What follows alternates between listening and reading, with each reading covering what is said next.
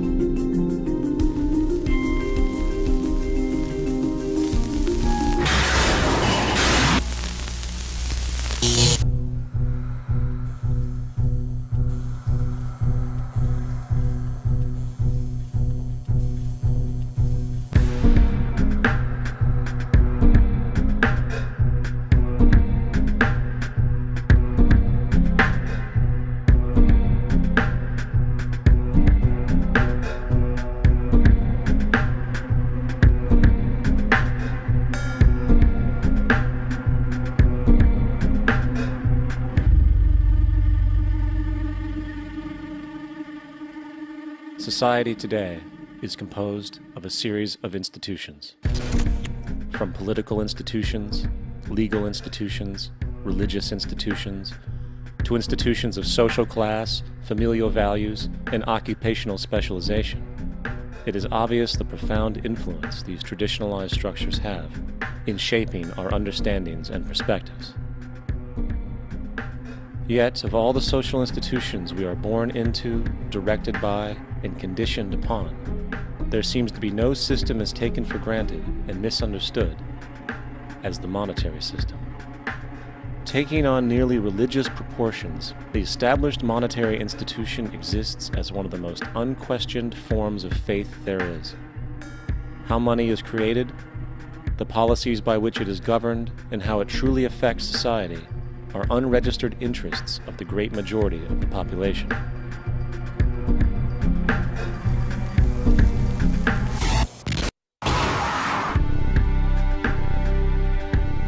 In a world where 1% of the population owns 40% of the planet's wealth, in a world where 34,000 children die every single day from poverty and preventable diseases, and where 50% of the world's population lives on less than $2 a day, one thing is clear: something is very wrong.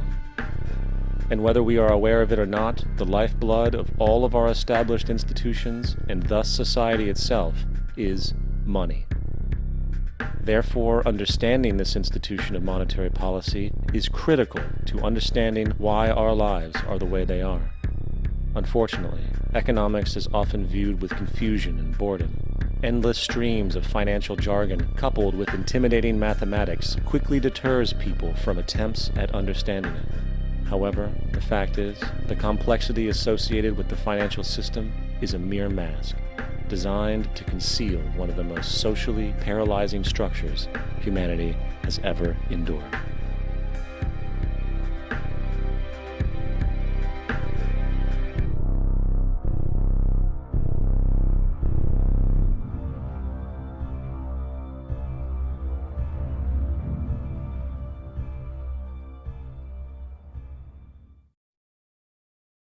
A number of years ago, the Central Bank of the United States, the Federal Reserve, produced a document entitled Modern Money Mechanics. This publication detailed the institutionalized practice of money creation as utilized by the Federal Reserve and the web of global commercial banks it supports. On the opening page, the document states its objective. The purpose of this booklet is to describe the basic process of money creation in a fractional reserve banking system. It then proceeds to describe this fractional reserve process through various banking terminology, a translation of which goes something like this. The United States government decides it needs some money, so it calls up the Federal Reserve and requests, say, $10 billion. The Fed replies, saying, sure, we'll buy $10 billion in government bonds from you. So the government takes some pieces of paper, paints some official-looking designs on them, and calls them treasury bonds. Then it puts a value on these bonds to the sum of $10 billion and sends them over to the Fed. In turn, the people at the Fed draw up a bunch of impressive pieces of paper themselves, only this time calling them Federal Reserve notes, also designating a value of $10 billion to the Fed. The Fed then takes these notes and trades them for the bonds. Once this exchange is complete, the government then takes the $10 billion in Federal Reserve notes and deposits it into a bank account. And upon this deposit, the paper notes officially become legal tender money, adding $10 billion to the U.S. money supply. And there it is. $10 billion in new money has been created. Of course, this example is a generalization, for, in reality, this transaction would occur electronically, with no paper used at all. In fact, only 3% of the U.S. money supply exists in physical currency. The other 97% essentially exists in computers alone. Now, government bonds are, by design, instruments of debt. And when the Fed purchases these bonds, with money it essentially created out of thin air, the government is actually promising to pay back that money to the Fed. In other words, the money was created out of debt. This mind-numbing paradox of how money or value can be created out of debt or a liability will become more clear as we further this exercise. So, the exchange has been made and now $10 billion sits in a commercial bank account. Here's where it gets really interesting. For as based on the fractional reserve practice, that $10 billion deposit instantly becomes part of the bank's reserves, just as all deposits do. And regarding reserve requirements, as stated in Modern Money Mechanics, a bank must maintain legally required reserves equal to a prescribed percentage of its deposits. It then quantifies this by stating, under current regulations, the reserve requirement against most transaction accounts is 10%. This means that with a $10 billion deposit, 10%, or $1 billion, is held as the required reserve, while the other $9 billion is considered an excessive reserve and can be used as the basis for new loans. Now, it is logical to assume that this $9 billion is literally coming out of the existing $10 billion deposit. However, this is actually not the case. What really happens is that the $9 billion is simply created out of thin air on top of the existing $10 billion deposit. This is how the money supply is expanded. As stated in modern money mechanics, of course they, the banks, do not really pay out loans from the money they receive as deposits. If they did this, no additional money would be created. What they do when they make loans is to accept promissory notes, loan contracts, in exchange for credits, money, to the borrower's transaction accounts. In other words, the $9 billion can be created out of nothing simply because there is a demand for such a loan and that there is a $10 billion deposit to satisfy the reserve requirements. Now, let's assume that somebody walks into this bank and borrows the newly available $9 billion. They will then most likely take that money and deposit it into their own bank account. The process then repeats, for that deposit becomes part of the bank's reserves. 10% is isolated, and in turn 90% of the $9 billion, or $8.1 billion, is now available as newly created money for more loans. And of course, that 8.1 can be loaned out and redeposited, creating an additional 7.2 billion, to 6.5 billion, to 5.9 billion, etc. This deposit money creation loan cycle can technically go on to infinity. The average mathematical result is that about $90 billion can be created on top of the original $10 billion. In other words, for every deposit that ever occurs in the banking system, about 9 times that amount can be created out of thin air. Money jitters? Ask the obliging Bank of America for a jar of soothing instant money, M-O-N-E-Y, in the form of a convenient personal loan. So, now that we understand how money is created by this fractional reserve banking system, a logical yet elusive question might come to mind. What is actually giving this newly created money value? The answer? The money that already exists. The new money essentially steals value from the existing money supply. For the total pool of money is being increased irrespective to demand for goods and services. And as supply and demand finds equilibrium, prices rise, diminishing the purchasing power of each individual dollar. This is generally referred to as inflation, and inflation is essentially a hidden tax on the public.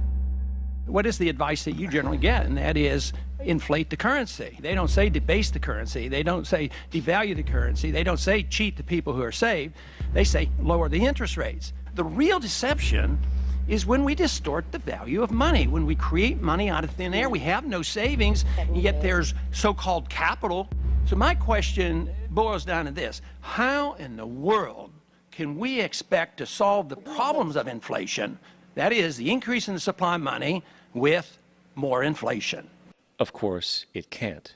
The fractional reserve system of monetary expansion is inherently inflationary. For the act of expanding the money supply without there being a proportional expansion of goods and services in the economy will always debase a currency. In fact, a quick glance at the historical values of the US dollar versus the money supply reflects this point definitively, for the inverse relationship is obvious. $1 in 1913 required $21.60 in 2007 to match value. That is a 96% devaluation since the Federal Reserve came into existence. Now, if this reality of inherent and perpetual inflation seems absurd and economically self-defeating, hold that thought, for absurdity is an understatement in regard to how our financial system really operates. For in our financial system, money is debt. And debt is money. Here is a chart of the U.S. money supply from 1950 to 2006. Here is a chart of the U.S. national debt for the same period. How interesting it is that the trends are virtually the same. For the more money there is, the more debt there is. The more debt there is, the more money there is. To put it a different way, every single dollar in your wallet is owed to somebody by somebody. For remember, the only way the money can come into existence is from loans. Therefore, if everyone in the country were able to pay off all debts, including the government, there would not be $1 in circulation.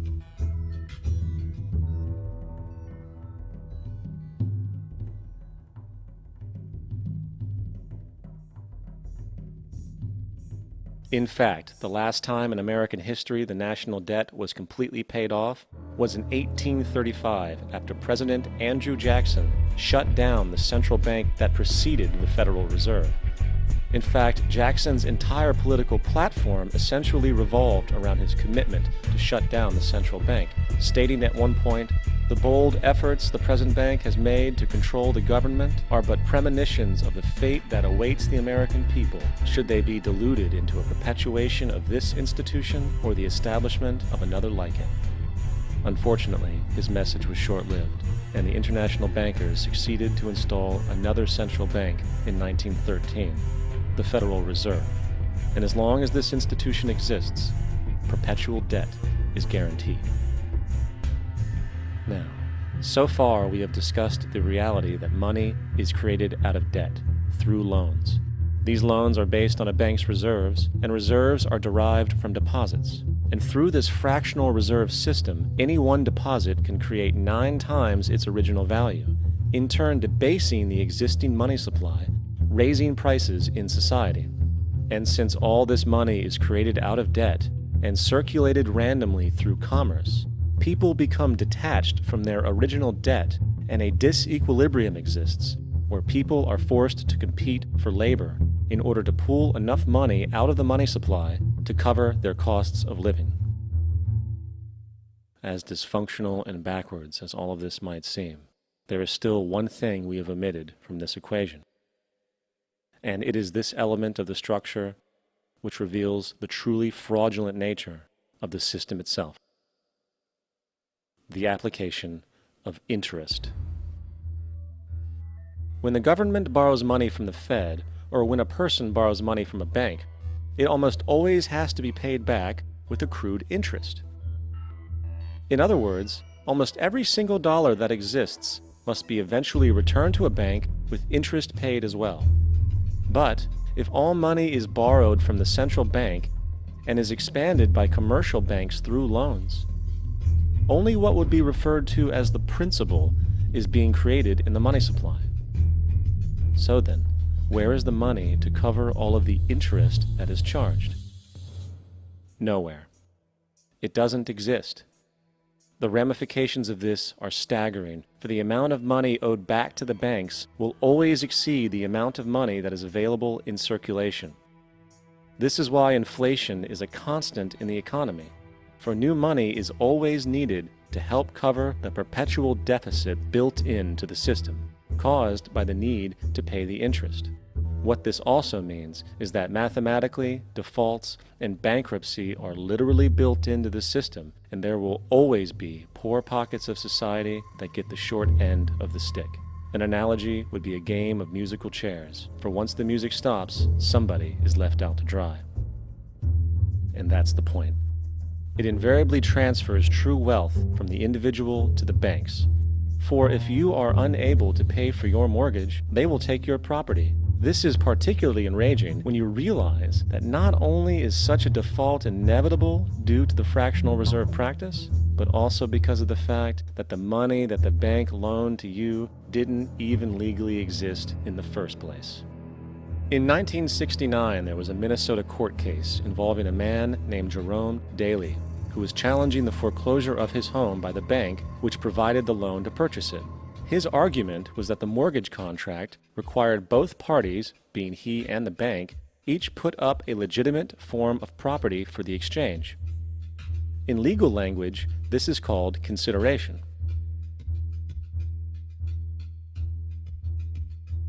Mr. Daly explained that the money was, in fact, not the property of the bank, for it was created out of nothing as soon as the loan agreement was signed. Remember what modern money mechanics stated about loans? What they do when they make loans is to accept promissory notes in exchange for credits. Reserves are unchanged by the loan transactions, but deposit credits constitute new additions to the total deposits of the banking system. In other words, the money doesn't come out of their existing assets. the bank is simply inventing it, putting up nothing of its own except for a theoretical liability on paper.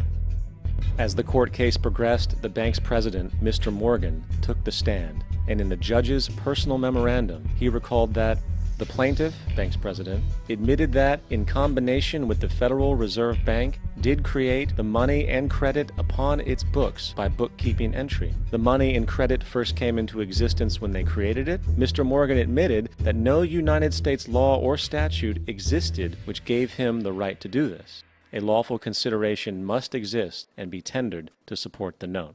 The jury found that there was no lawful consideration, and I agree.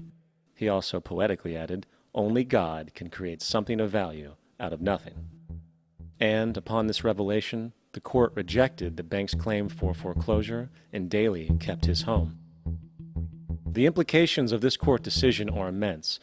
For every time you borrow money from a bank, whether it is a mortgage loan or a credit card charge, the money given to you is not only counterfeit, it is an illegitimate form of consideration, and hence voids the contract to repay, for the bank never had the money as property to begin with.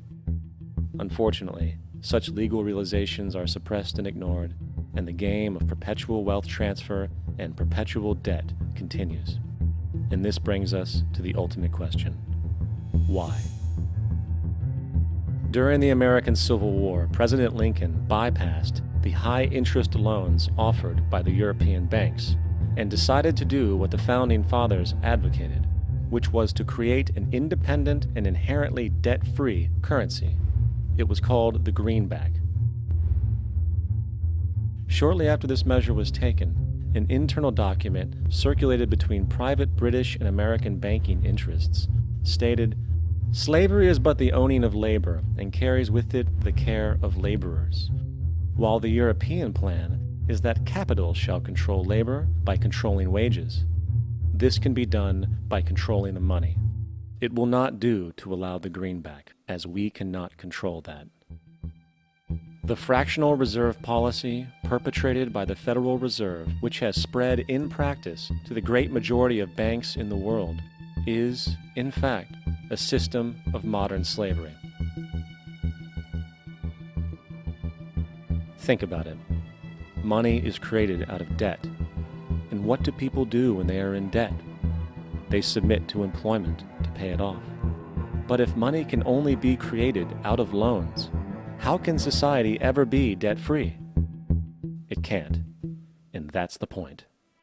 And it is the fear of losing assets coupled with the struggle to keep up with the perpetual debt and inflation inherent in the system, compounded by the inescapable scarcity within the money supply itself, created by the interest that can never be repaid, that keeps the wage slave in line, running on the hamster wheel with millions of others, in effect powering an empire that truly benefits only the elite at the top of the pyramid. For, at the end of the day, who are you really working for? The banks. Money is created in a bank and invariably ends up in a bank. They are the true masters, along with the corporations and governments they support. Physical slavery requires people to be housed and fed. Economic slavery requires people to feed and house themselves. It is one of the most ingenious scams for social manipulation ever created, and at its core, it is an invisible war against the population.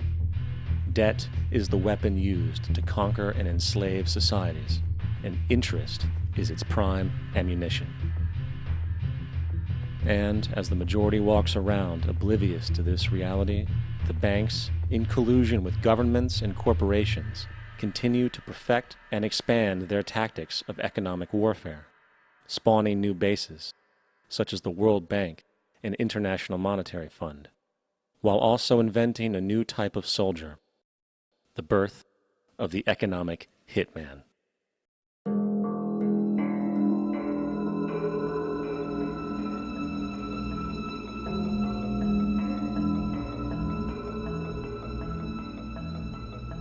We economic hitmen really have been the ones responsible for creating this first truly global empire. And we work many different ways.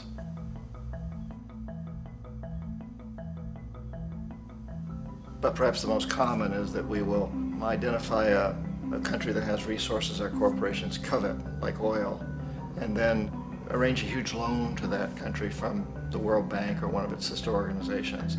But the money never actually goes to the country. Instead, it goes to our big corporations to build infrastructure projects in that country, power plants, industrial parks, ports, things that benefit a few rich people in that country, in addition to our corporations, but really don't help the majority of the people at all. However, those people, the whole country is left holding a huge debt. It's such a big debt they can't repay it, and that's part of the plan, that they can't repay it. And so at some point, we economic hitmen go back to them and say, listen, you owe us a lot of money, can't pay your debts, so sell your oil real cheap to our oil companies.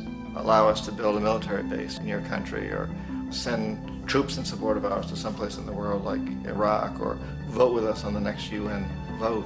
To have their electric utility company privatized and their water and sewage system privatized and sold to U.S. corporations or other multinational corporations. So there was that whole mushrooming thing, and it's so typical of the way the IMF and the World Bank work, that you put a country in debt, it's such a big debt it can't pay it, and then you offer to refinance that debt and pay even more interest. And you demand this quid pro quo, which you call a conditionality or good governance, which means basically that they've got to sell off their resources, including many of their social services, their utility companies, their school systems sometimes, their penal systems, their insurance systems, to foreign corporations. So it's a double, triple, quadruple whammy. The precedent for economic hitmen really began back in the early 50s when democratically elected Mossadegh, who was elected in Iran, he was considered to be the hope for democracy in the Middle East and around the world. He was Time Magazine's Man of the Year. But one of the things that he'd run on and began to implement was the idea that foreign oil companies needed to pay the Iranian people a lot more for the oil that they were taking out of Iran. The Iranian people should benefit from their own oil. Strange policy. We didn't like that, of course. But we were afraid to do what we normally were doing, which was to send in the military. Instead, we sent in one CIA agent, Kermit Roosevelt, Teddy Roosevelt's relative. And Kermit went in with a few $1 million and was very, very effective and efficient. And in a short amount of time, he managed to get Mossadegh overthrown and brought in the Shah of Iran to replace him, who always was favorable to oil. And it was extremely effective.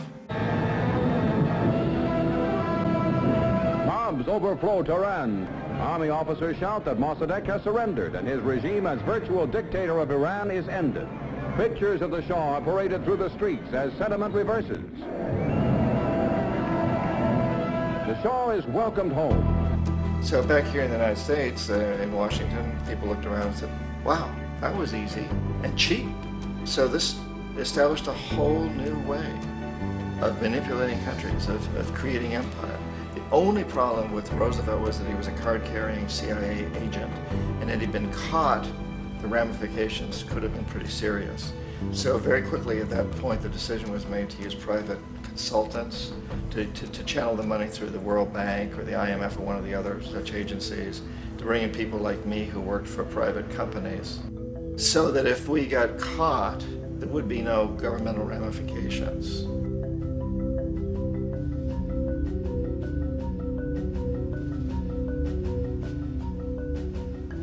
When Arbenz became president of Guatemala, the country was very much under the thumbs of United Fruit Company, the big international corporations. And Arbenz ran on this ticket that says, you know, we want to get the land back to the people. And once he took power, he was implementing policies that would do exactly that, give the land rights back to the people. United Fruit didn't like that very much. And so they hired a public relations firm, launched a huge campaign in the United States to convince the United States people, the citizens of the United States, and the press of the United States, and the Congress of the United States, that Arbenz was a Soviet puppet, and that if we allowed him to stay in power, the Soviets would have a foothold in this hemisphere. And that at that point in time was a huge fear on everybody's mind, the Red Terror, the Communist terror. And so, to make a long story short, out of this public relations campaign came a commitment on the part of the CIA and the military to take this man out. And in fact, we did. We sent in planes, we sent in soldiers, we sent in jackals, we sent everything in to take him out, and did take him out. And as soon as he was removed from office, the new guy that took over after him basically reinstated everything to the big international corporations, including United Fruit.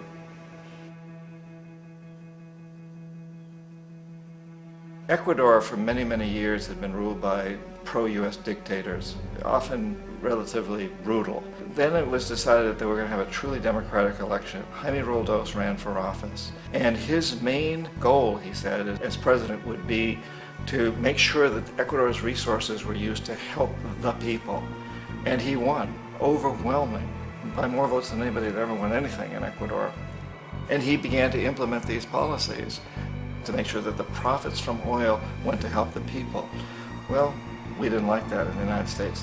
I was sent down as one of several economic hitmen to change Roldos, to corrupt him, to bring him around, to let him know, okay, you can get very rich, you and your family, if you play our game, but if you continue to try to keep these policies you've promised, you're going to go. He wouldn't listen. He was assassinated. As soon as the plane crashed, the whole area was cordoned off. The only people allowed in were U.S. military from a nearby base and some of the Ecuadorian military. When an investigation was launched, 2 of the key witnesses died in car accidents before they had a chance to testify. A lot of very, very strange things that went on around the assassination of Jaime Roldos.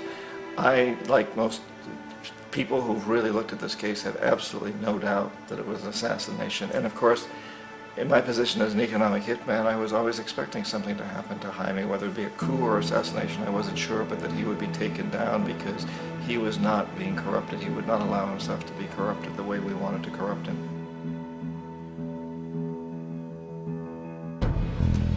Omar Torrijos, president of Panama, was, one of my favorite people. I really, really liked him. He was very charismatic. He was a guy who really wanted to help his country. And when I tried to bribe him or corrupt him, he said, look, John, he called me Juanito. He said, look, Juanito, I don't need the money. What I really need is for my country to be treated fairly. I need for the United States to repay the debts that you owe my people for all the destruction you've done here.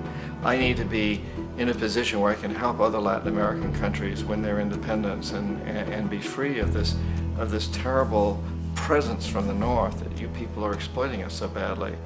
I need to have the Panama Canal back in the hands of the Panamanian people. That's what I want.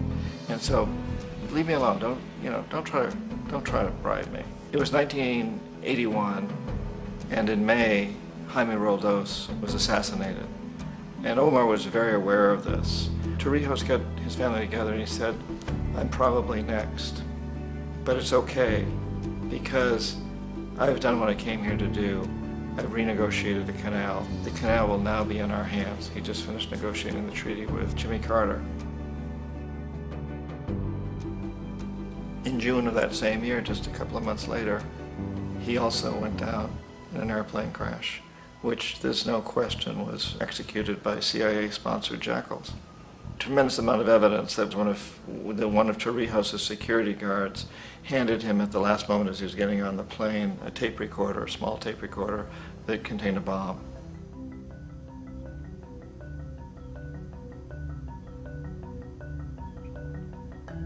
It is interesting to me how this system has continued pretty much the same way for years and years and years, except the economic hitmen have got better and better and better. Then we come up with, very recently, what happened in Venezuela. In 1998, Hugo Chavez gets elected president, following a long line of presidents who had been very corrupt and basically destroyed the economy of the country. And Chavez was elected amidst all that.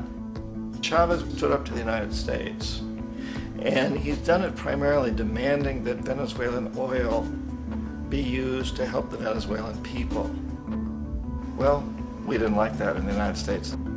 So in 2002, a coup was staged, which there's no question in my mind, and most other people's minds, that the CIA was behind that coup.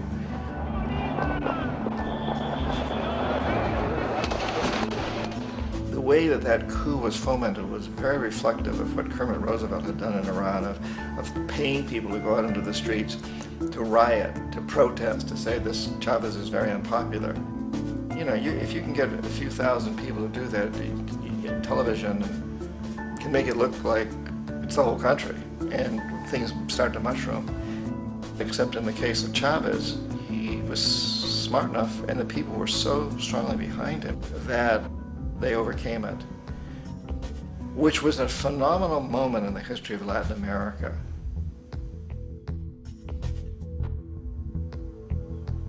Iraq actually is a perfect example of the way the whole system works. So we economic hitmen are the first line of defense. We go in and we try to corrupt governments and get them to accept these huge loans, which we then use as leverage to basically own them.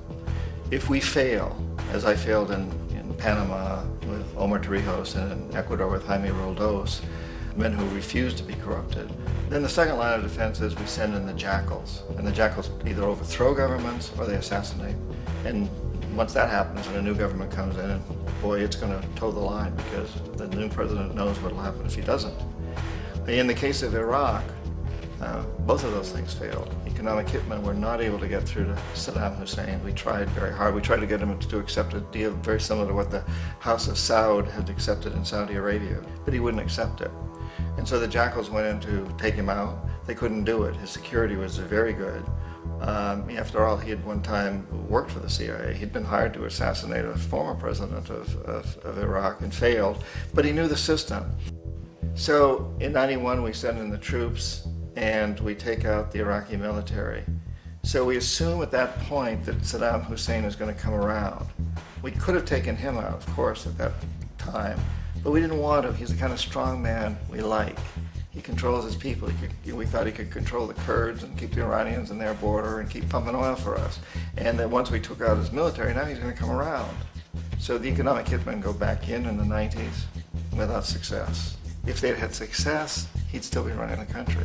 We'd be selling him all the fighter jets he wants and everything else he wants. But they couldn't, they didn't have success.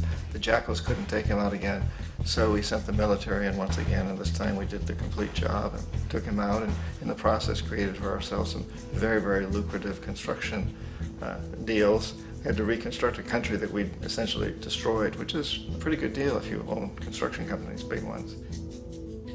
So, you know, Iraq shows the three stages. The economic hitmen failed there, the jackals failed there, and as a final measure, the military goes in. And in that way, we've really created an empire, but we've done it very, very subtly. It's clandestine. All the empires of the past were built on the military, and everybody knew they were building them. So that the British knew they were building them, the French, the Germans, the Romans, the Greeks. And they were proud of it, and they always had some excuse like spreading civilization, spreading some religion, something like that. But they knew they were doing it. We don't. The majority of the people in the United States have no idea that we're living off the benefits of a clandestine empire, that today there's more slavery in the world than ever before. And then you have to ask yourself, well, if it's an empire, then who's the emperor? Obviously, our presidents of the United States are not emperors. An emperor is someone who's not elected, doesn't serve a limited term, and doesn't report to anyone, essentially. So you can't classify our presidents that way. But we do have what I consider to be the equivalent of the emperor, and it's what I call the corporatocracy. The corporatocracy is this group of individuals who run our biggest corporations, and they really act as the emperor of this empire. They control our media, either through direct ownership or advertising. They control most of our politicians because they finance their campaigns, either through their corporations or through personal contributions that come out of the corporations. They're not elected, they don't serve a limited term, they don't report to anybody. And at the very top of the corporatocracy, you really can't tell whether a person's working for a private corporation or the government because they're always moving back and forth. So, you know, you've got a guy who one moment is the president of a big construction company like Halliburton, and the next moment he's vice president of the United States, or the president who is in the oil business. And this is true whether you've got Democrats or Republicans in the office. You have to moving back and forth through the revolving door. And in a way, our government is invisible a lot of the time, and its policies are carried out by our corporations on one level or another. And then again, the policies of the government are basically forged by the corporatocracy and then presented to the government. They become government policy. So it's an incredibly cozy relationship.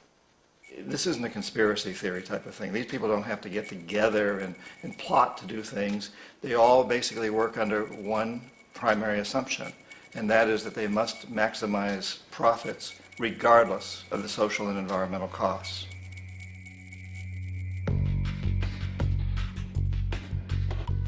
This process of manipulation by the corporatocracy through the use of debt, bribery, and political overthrow is called globalization.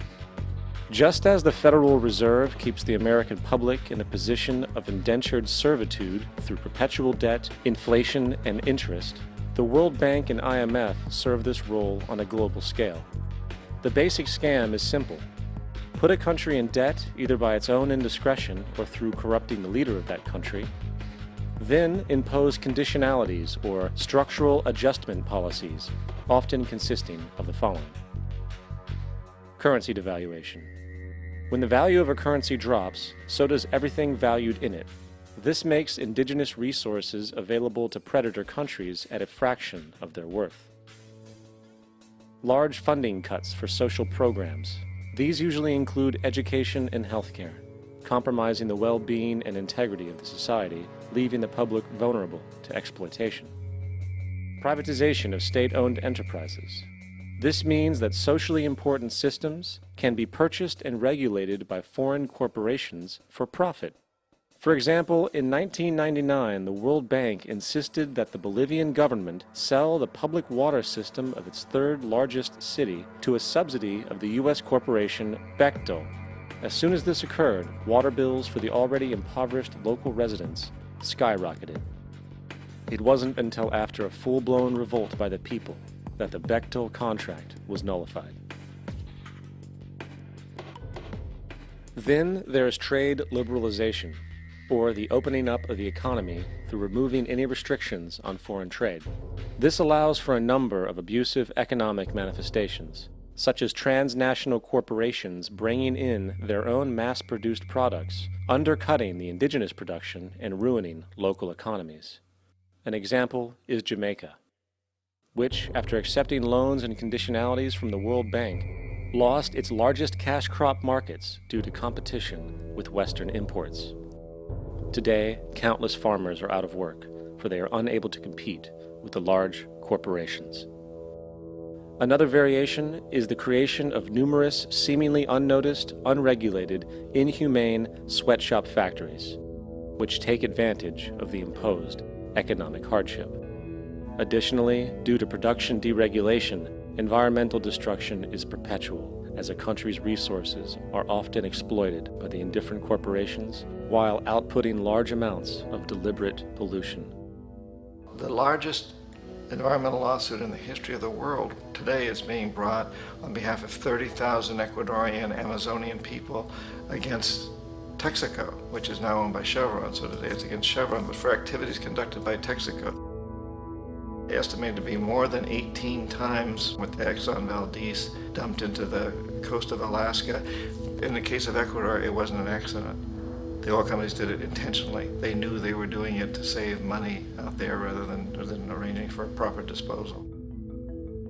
Furthermore, a cursory glance at the performance record of the World Bank reveals that the institution, which publicly claims to help poor countries develop and alleviate poverty, has done nothing but increase poverty and the wealth gap, while corporate profits soar.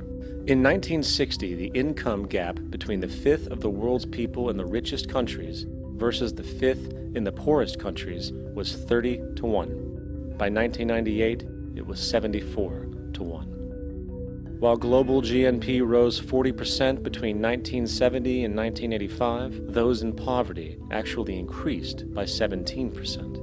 While from 1985 to 2000, those living on less than $1 a day increased by 18%.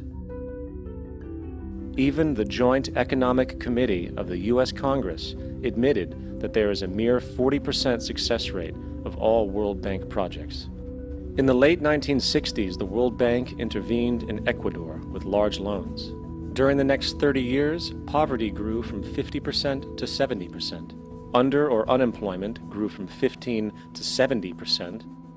Public debt increased from 240 million to 16 billion, while the share of resources allocated to the poor went from 20% to 6%.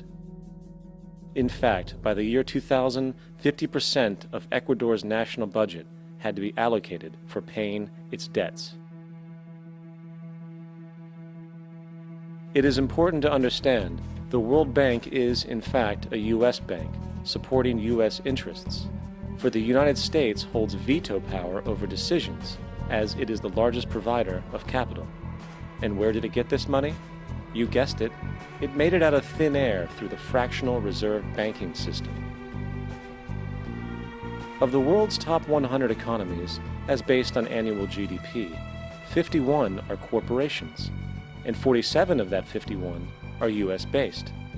Walmart, General Motors, and Exxon are more economically powerful than Saudi Arabia, Poland, Norway, South Africa, Finland, Indonesia, and many others. And as protective trade barriers are broken down, currencies tossed together and manipulated in floating markets, and state economies overturned in favor of open competition and global capitalism, the empire expands. You get up on your little 21-inch screen and howl about America and democracy. There is no America. There is no democracy. There is only IBM and ITT and AT&T and DuPont, Dow, Union Carbide, and Exxon. Those are the nations of the world today. What do you think the Russians talk about in their councils of state? Karl Marx? They get out their linear programming charts, statistical decision theories, Minimax solutions, and compute the price-cost probabilities of their transactions and investments, just like we do. We no longer live in a world of nations and ideologies, Mr. Beale. The world is a college of corporations, inexorably determined by the immutable bylaws of business. The world is a business, Mr. Beale.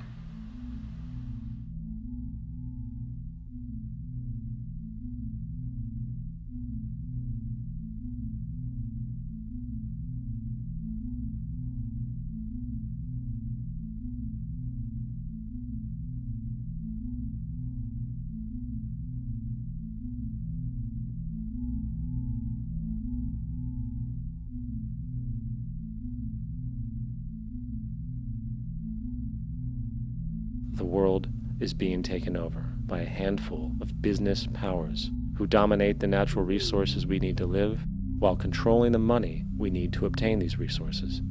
The end result will be world monopoly, based not on human life, but financial and corporate power. And as the inequality grows, naturally more and more people are becoming desperate. So the establishment was forced to come up with a new way to deal with anyone who challenges the system. So they gave birth to the terrorist. The term terrorist is an empty distinction, designed for any person or group who chooses to challenge the establishment. This isn't to be confused with the fictional Al-Qaeda, which was actually the name of a computer database for the US-supported Mujahideen in the 1980s.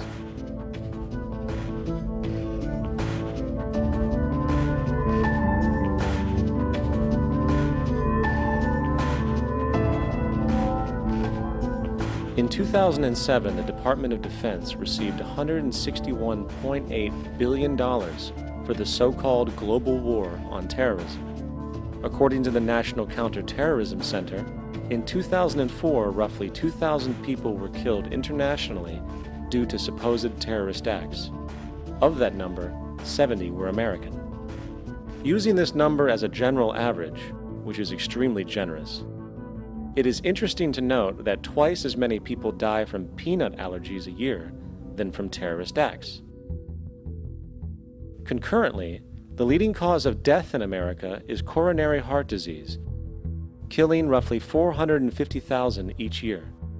And in 2007, the government's allocation of funds for research on this issue was about $3 billion. This means that the U.S. government in 2007 spent 54 times the amount for preventing terrorism than it spent for preventing a disease which kills 6,600 times more people annually than terrorism does.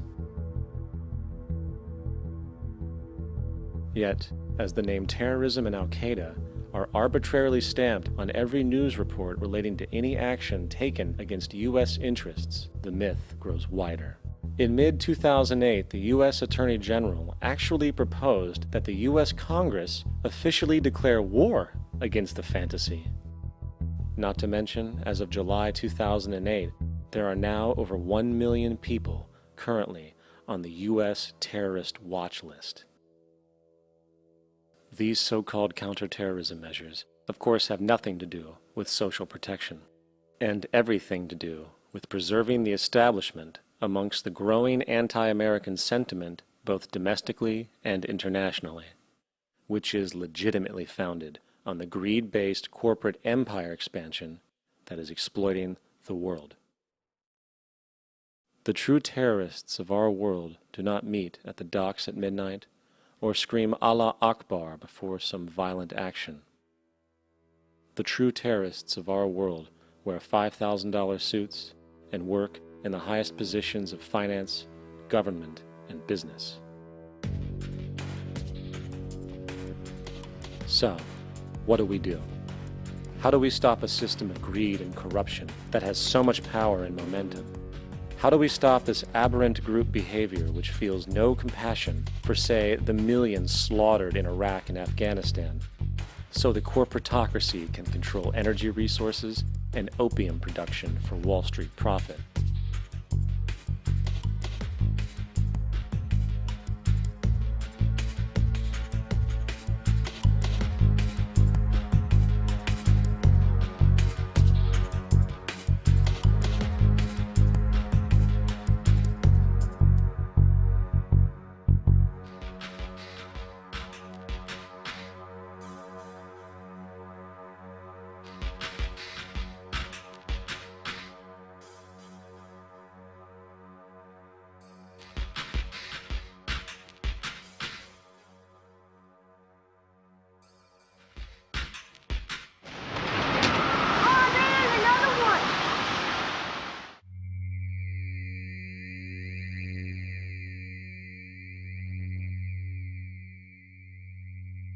How do we stop a system of greed and corruption that condemns poor populations to sweatshop slavery for the benefit of Madison Avenue? Or that engineers false flag terror attacks for the sake of manipulation? Or that generates built-in modes of social operation which are inherently exploitative? Or that systematically reduces civil liberties and violates human rights in order to protect itself from its own shortcomings? How do we deal with the numerous covert institutions, such as the Council on Foreign Relations, the Trilateral Commission, and the Bilderberg Group, and other undemocratically elected groups which, behind closed doors, collude to control the political, financial, social, and environmental elements of our lives? In order to find the answer, we must first find the true underlying cause. For the fact is, the selfish, corrupt, power, and profit-based groups are not the true source of the problem. They are symptoms.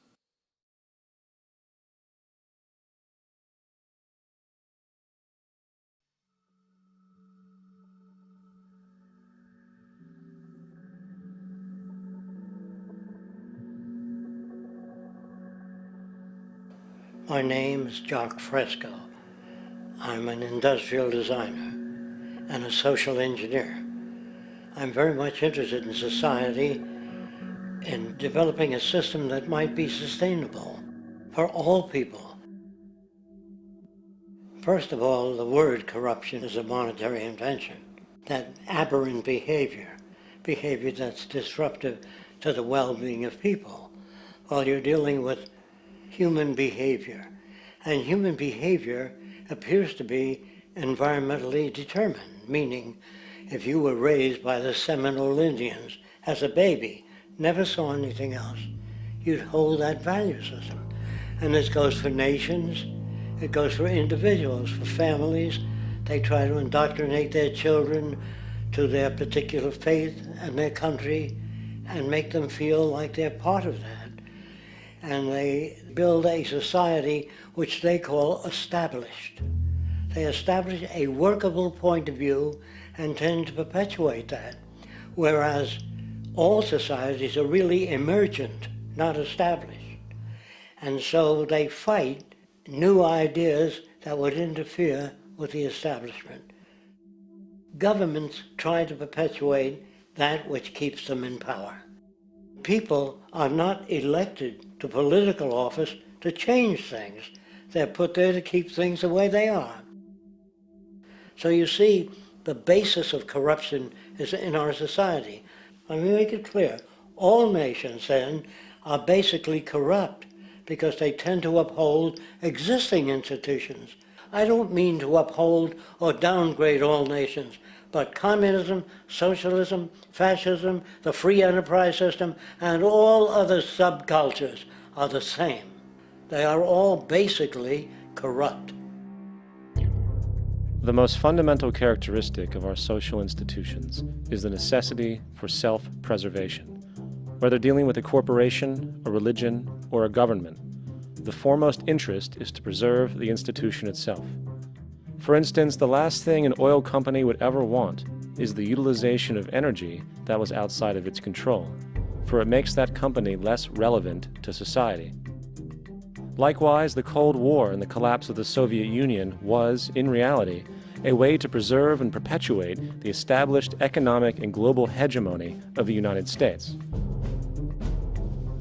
Similarly, religions condition people to feel guilty for natural inclinations, each claiming to offer the only path to forgiveness and salvation.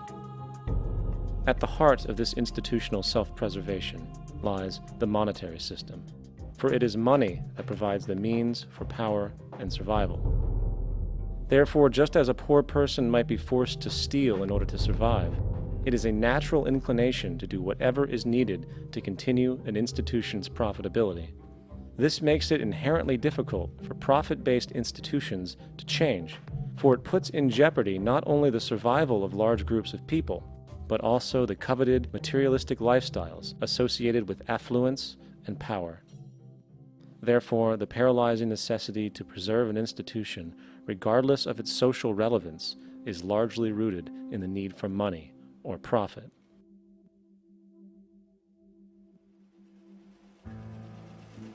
What's in it for me is why people think. And so if a man makes money selling a certain product, naturally he's going to fight the existence of another product that may threaten his institution. Therefore, people cannot be fair, and people do not trust each other. A guy will come over to you and say, I got just the house you're looking for. He's a salesman. When a doctor says, I think your kidney has to come out, I don't know if he's trying to pay off a yacht or whether my kidney has to come out. It's hard in a monetary system to trust people. If you came into my store and I said, this lamp that I've got is pretty good, but the lamp next door is much better, I wouldn't be in business very long. It wouldn't work. If I were ethical, it wouldn't work. So when you say industry cares for people, that's not true. They can't afford to be ethical. So your system is not designed to serve the well-being of people. If you still don't understand that, there would be no outsourcing of jobs if they cared about people. Industry does not care. They only hire people because it hasn't been automated yet. So don't talk about decency and ethics. We cannot afford it and remain in business. It is important to point out that regardless of the social system, whether fascist, socialist, capitalist, or communist, The underlying mechanism is still money, labor, and competition. Communist China is no less capitalistic than the United States. The only difference is the degree by which the state intervenes in enterprise. The reality is that monetaryism, so to speak, is the true mechanism that guides the interests of all the countries on the planet. The most aggressive and hence dominant variation of this monetaryism is the free enterprise system. The fundamental perspective, as put forth by early free market economists like Adam Smith, is that self-interest in competition leads to social prosperity, as the act of competition creates incentive, which motivates people to persevere. However, what isn't talked about is how a competition-based economy invariably leads to strategic corruption, power and wealth consolidation, social stratification, technological paralysis, labor abuse, and ultimately, a covert form of government dictatorship by the rich elite. The word corruption is often defined as moral perversion. If a company dumps toxic waste into the ocean to save money, most people recognize this as corrupt behavior. On a more subtle level, when Walmart moves into a small town and forces small businesses to shut down for they are unable to compete, a gray area emerges. For what exactly is Walmart doing wrong? Why should they care about mom-and-pop organizations they destroy? Yet, even more subtly, when a person gets fired from their job because a new machine has been created which can do the work for less money, people tend to just accept that as the way it is, not seeing the inherent corrupt inhumanity of such an action. Because the fact is, whether it is dumping toxic waste, having a monopoly enterprise, or downsizing the workforce, the motive is the same: profit. They are all different degrees of the same self-preserving mechanism, which always puts the well-being of people second to monetary gain. Therefore, corruption is not some byproduct of monetaryism. It is the very foundation. And while most people acknowledge this tendency on one level or another, the majority remains naive as to the broad ramifications of having such a selfish mechanism as the guiding mentality in society. Internal documents show that after this company positively, absolutely knew that they had a medication that was infected with the AIDS virus, they took the product off the market in the U.S. and then they dumped it in France, Europe, Asia, and Latin America. The U.S. government allowed it to happen. The FDA allowed this to happen. And now the government is completely looking the other way. Thousands of innocent hemophiliacs have died from the AIDS virus. This company knew absolutely that it was infected with AIDS. They dumped it because they wanted to turn this disaster into a profit. So you see, you have built-in corruption. We're all chiseling off each other, and you can't expect decency and that sort of thing. And feeling that, they don't know who to elect. They think in terms of a democracy, which is not possible in a monetary-based economy. If you have more money to advertise your position, the position you desire in government, that isn't a democracy. It serves those in positions of differential advantage. So it's always a dictatorship of the elitists, the financially wealthy.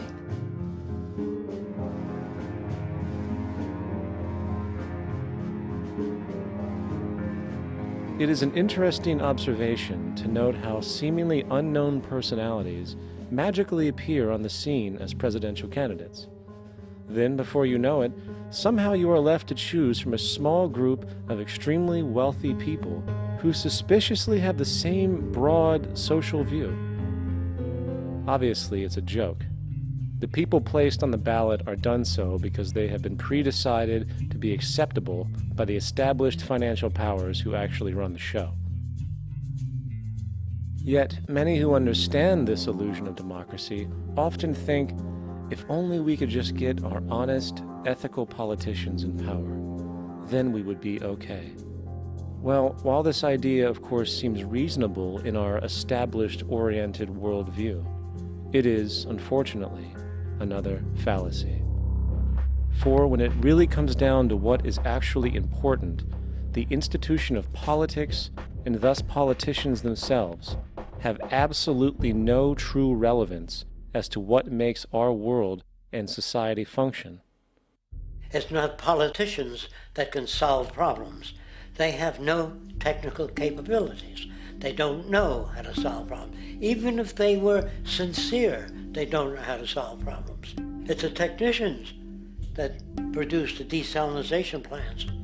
It's the technicians that give you electricity, that give you motor vehicles, that heat your house and cool it in the summertime. It's technology that solves problems, not politics. Politics cannot solve problems because they're not trained to do so. Very few people today stop and consider what it is that actually improves their lives. Is it money? Obviously not. One cannot eat money or stuff money into their car to get it to run. Is it politics?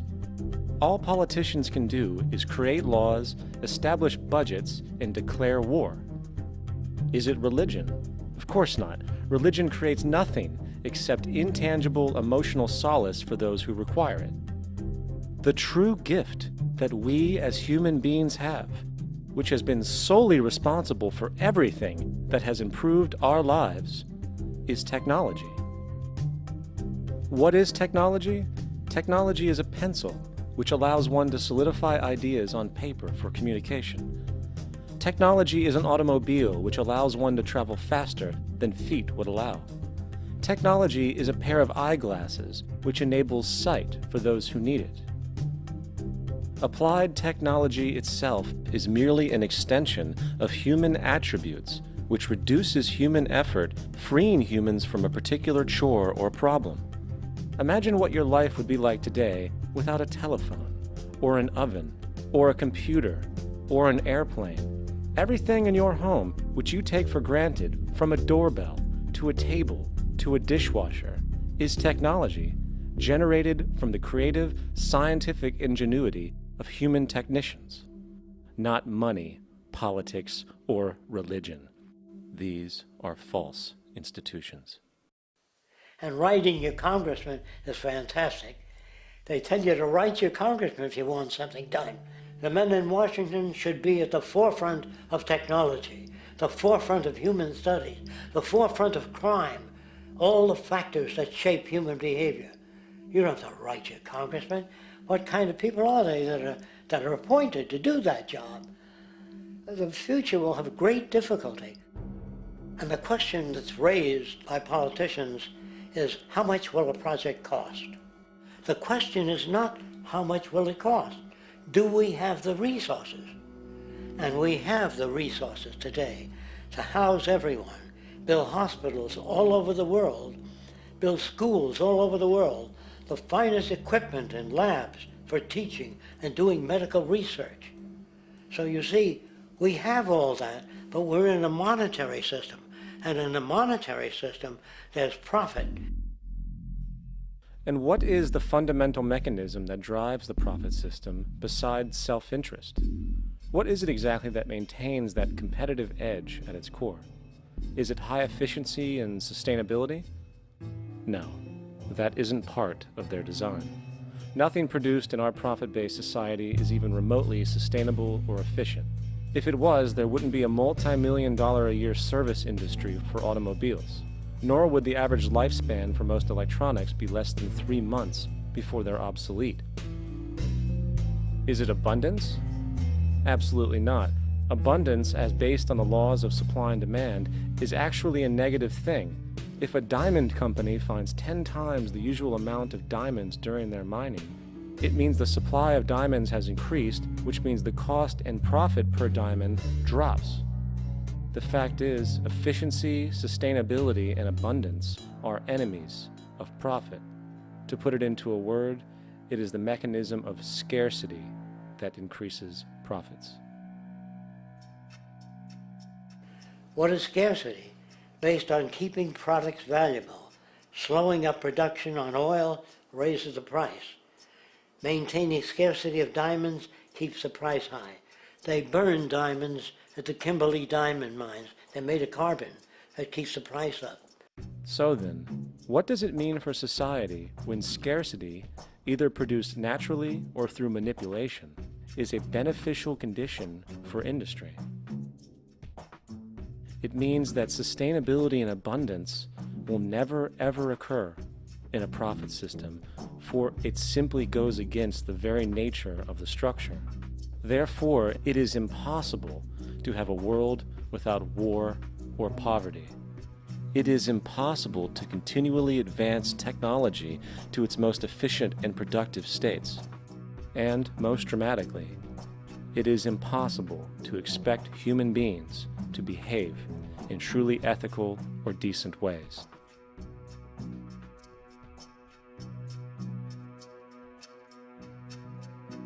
People use the word instinct because they can't account for the behavior.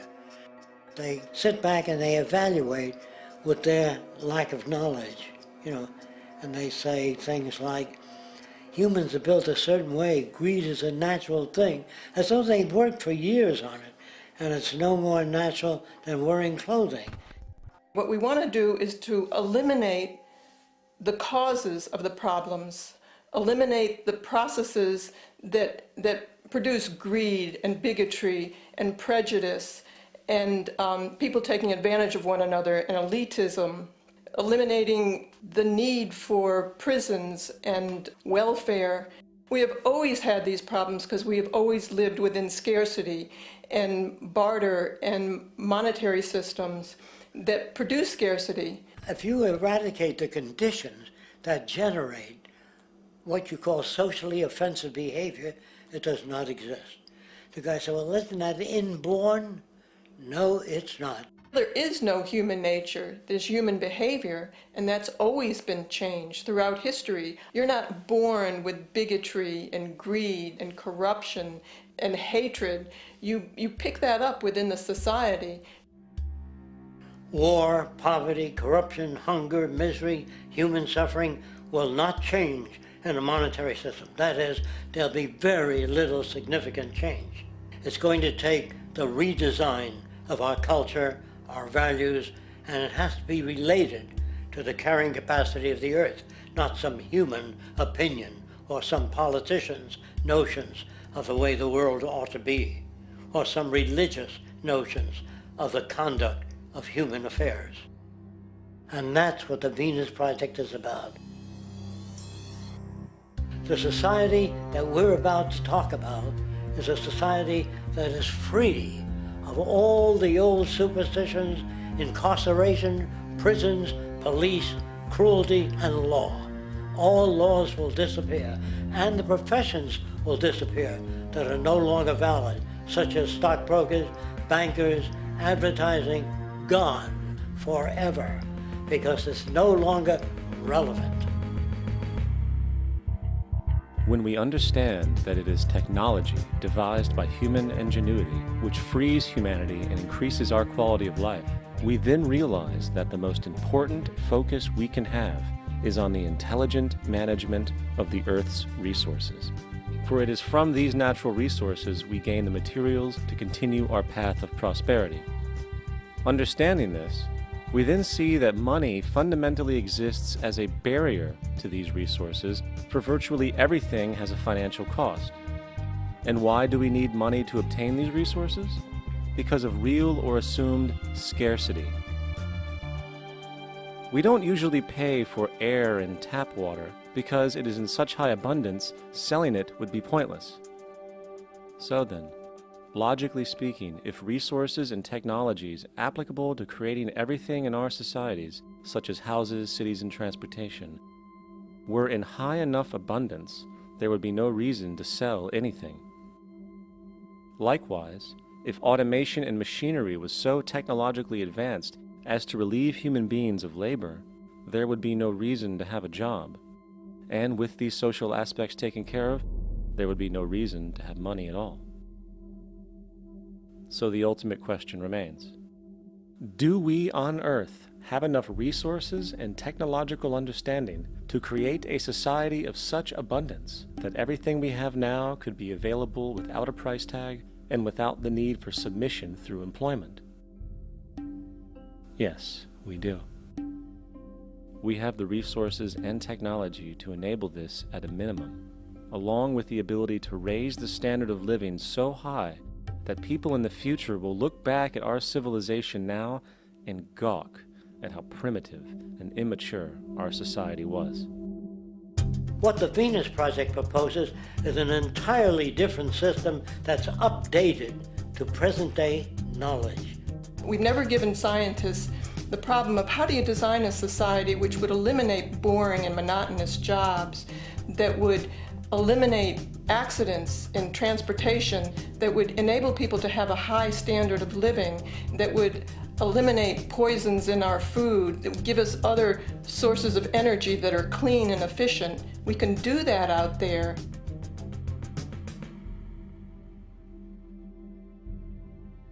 The major difference between a resource-based economy and a monetary system is that a resource-based economy is really concerned with people and their well-being, where a monetary system has become so distorted that the concerns of the people are really secondary, if they're there at all. The products that are turned out are for how much money you can get. If there is a problem in society and you can't earn money from solving that problem, then it won't be done. The resource-based economy is really not close to anything that's been tried.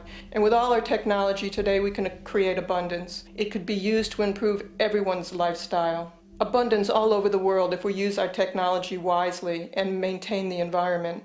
It's a very different system, and it's very hard to talk about because the public is not that well enough informed as to the state of technology.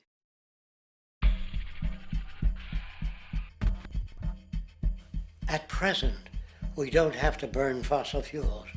We don't have to use anything that would contaminate the environment. There are many sources of energy available. Alternative energy solutions pushed by the establishment, such as hydrogen, biomass, and even nuclear, are highly insufficient, dangerous, and exist only to perpetuate the profit structure that industry has created.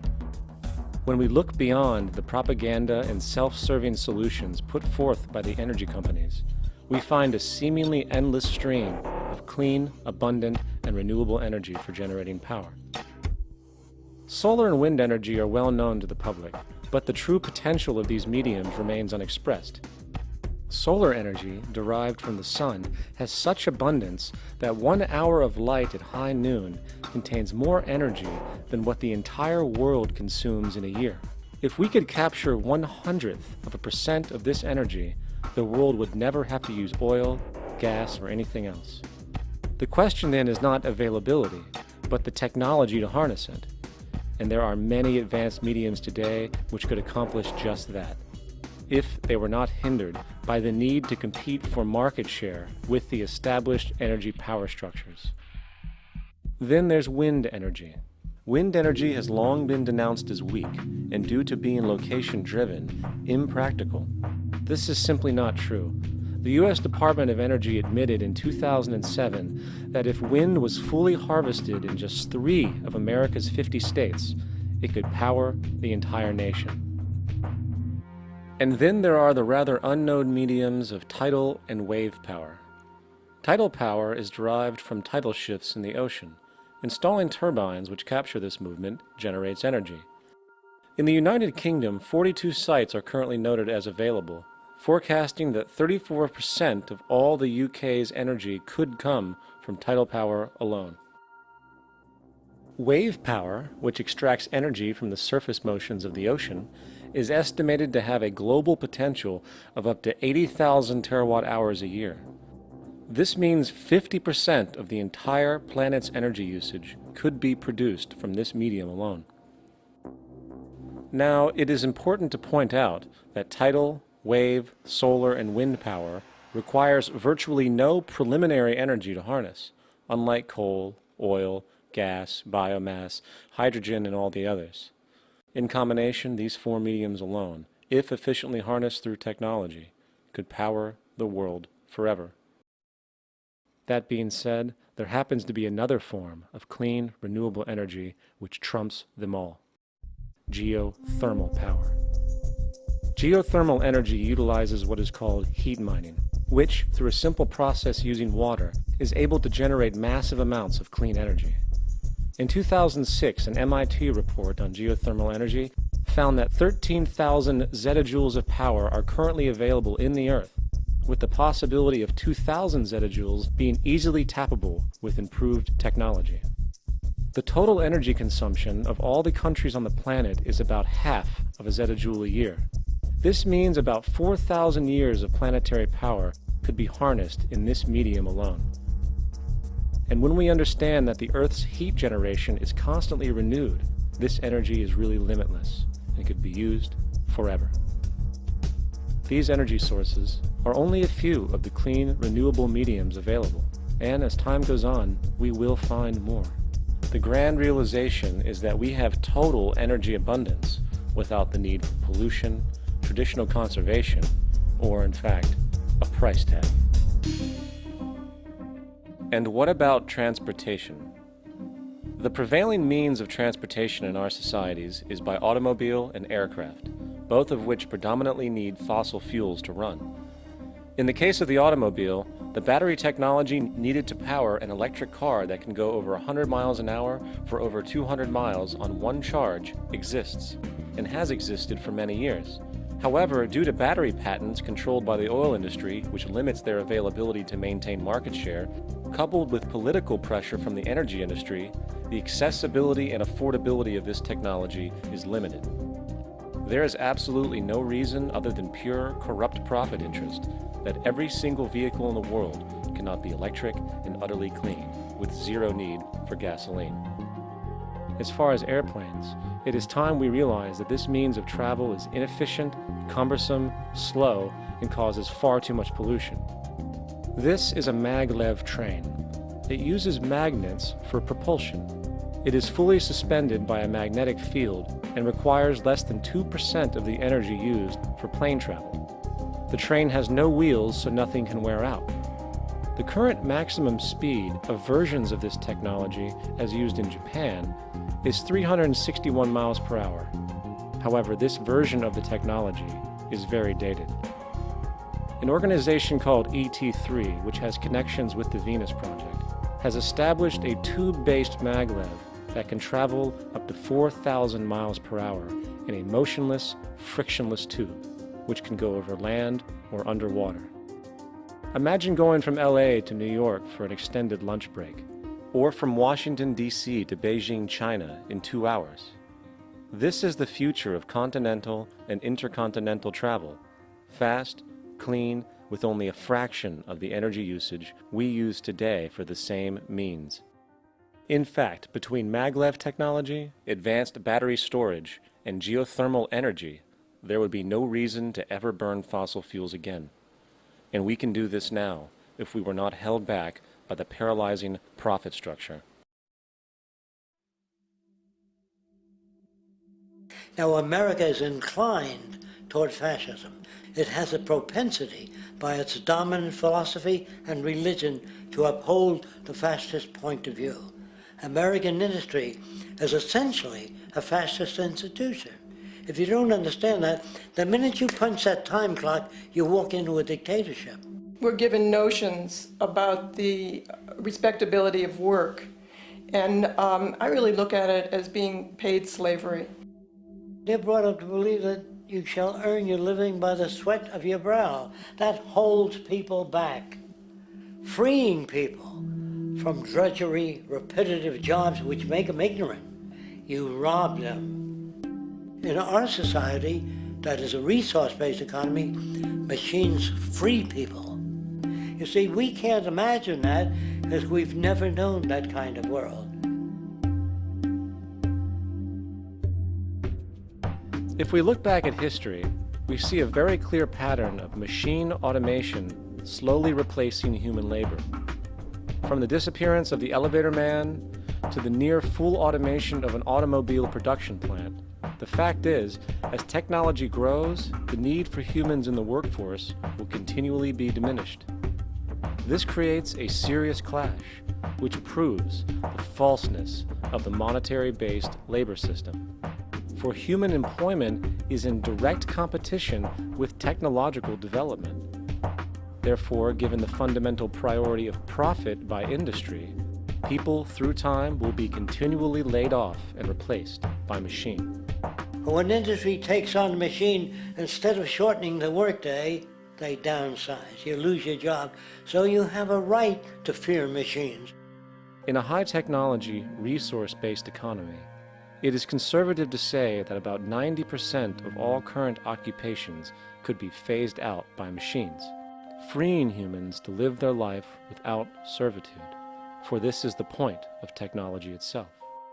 And through time, with nanotechnology and other highly advanced forms of science, it is not far-fetched to see how even complex medical procedures could be performed by machines as well, and based on the pattern, with much higher success rates than humans get today. The path is clear, but our monetary-based structure, which requires labor for income, blocks this progress, for humans need jobs in order to survive. The bottom line is that this system must go, or we will never be free, and technology will be constantly paralyzed. We have machines that clean out sewers.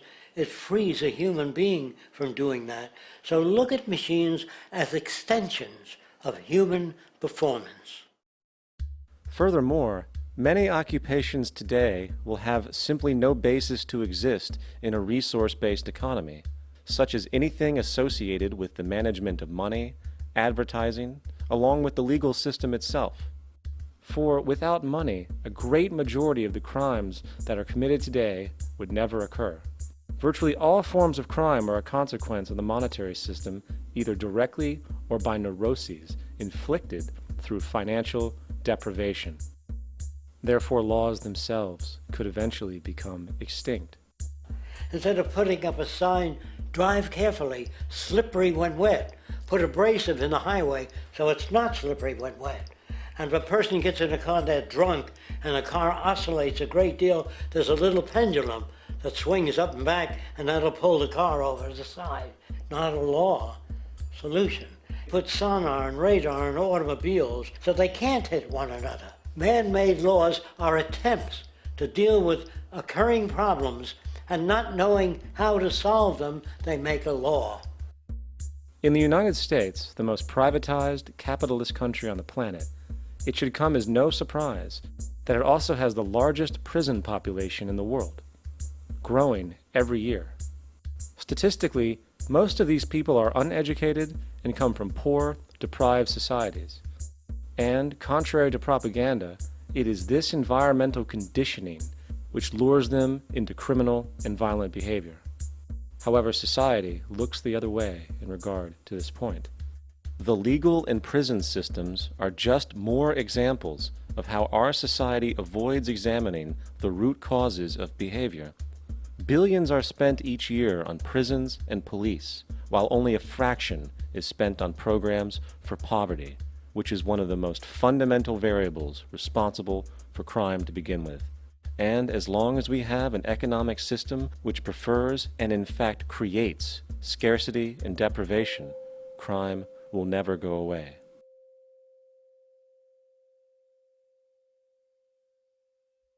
If people have access to the necessities of life without servitude, debt, barter, trade, they behave very differently.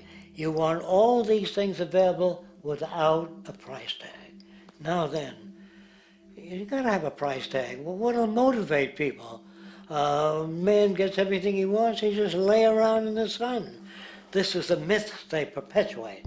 People in our culture are trained to believe that the monetary system produces incentive. If they have access to things, why should they want to do anything? They will lose their incentive. That's what you're taught to support the monetary system. When you take money out of the scenario, there would be different incentives, very different incentives. When people have access to the necessities of life, their incentives change. What about the moon and the stars? New incentives arise. If you make a painting that you enjoy, you will enjoy giving it to other people, not selling it.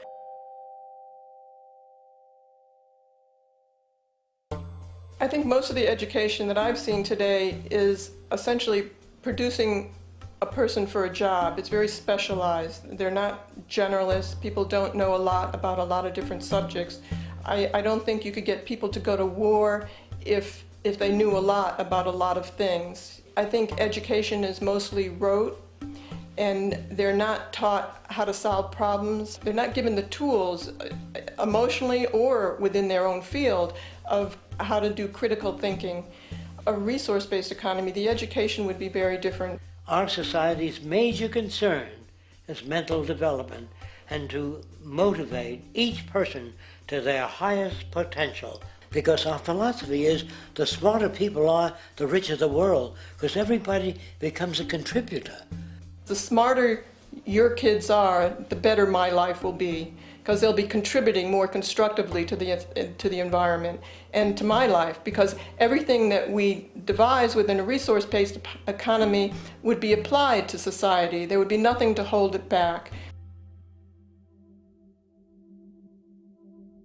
Patriotism, weapons, armies, navies, all that is a sign that we're not civilized yet.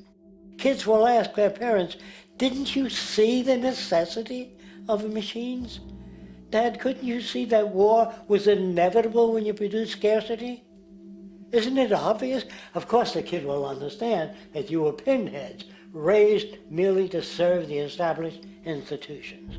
We're such an abominable, sick society that we won't make the history book. They just say that large nations took land from smaller nations, used force and violence. You'll get history talked about as corrupt behavior all the way along until the beginning of the civilized world. That's when all the nations work together.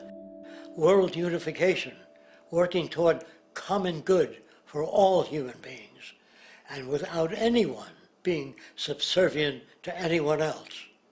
Without social stratification, whether it be technical elitism or any other kind of elitism, eradicated from the face of the earth. The state does nothing because there is no state. Because there is no state. The system I advocate, a resource-based global economy, is not perfect. It's just a lot better than what we have. We can never achieve perfection.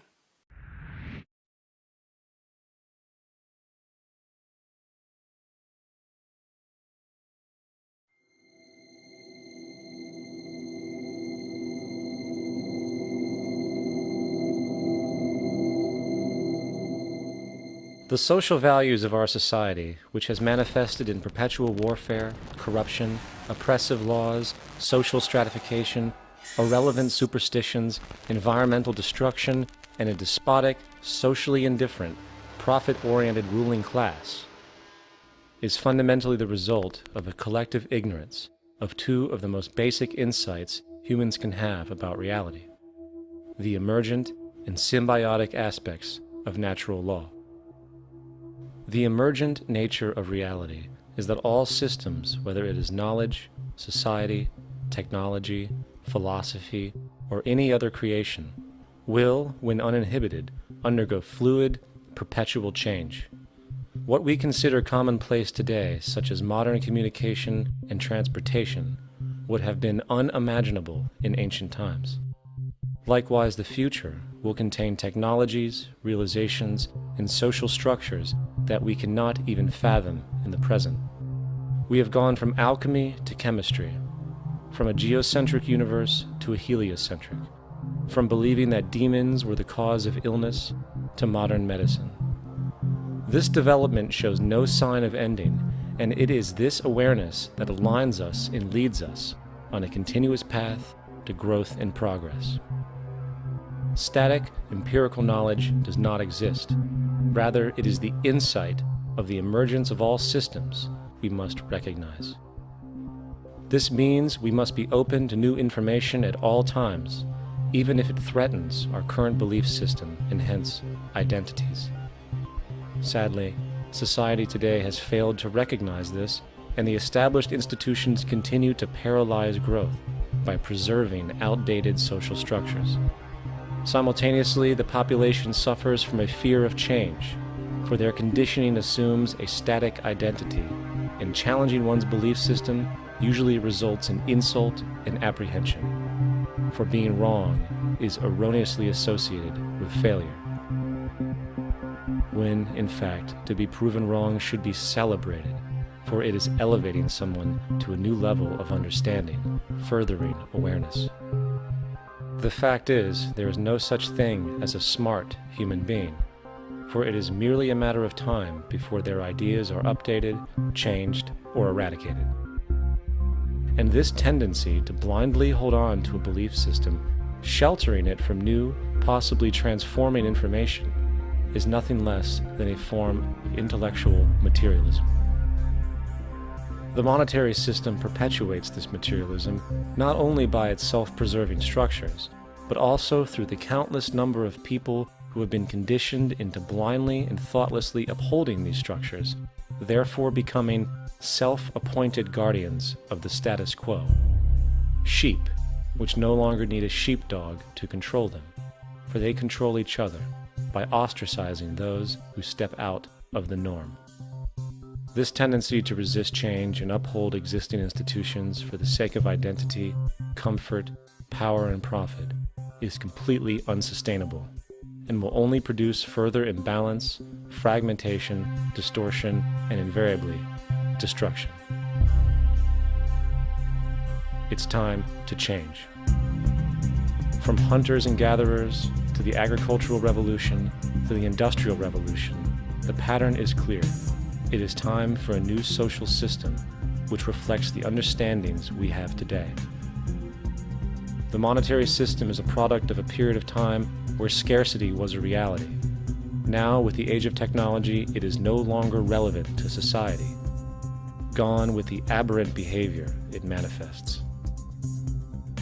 Likewise, dominant worldviews, such as theistic religion, operate with the same social irrelevancy.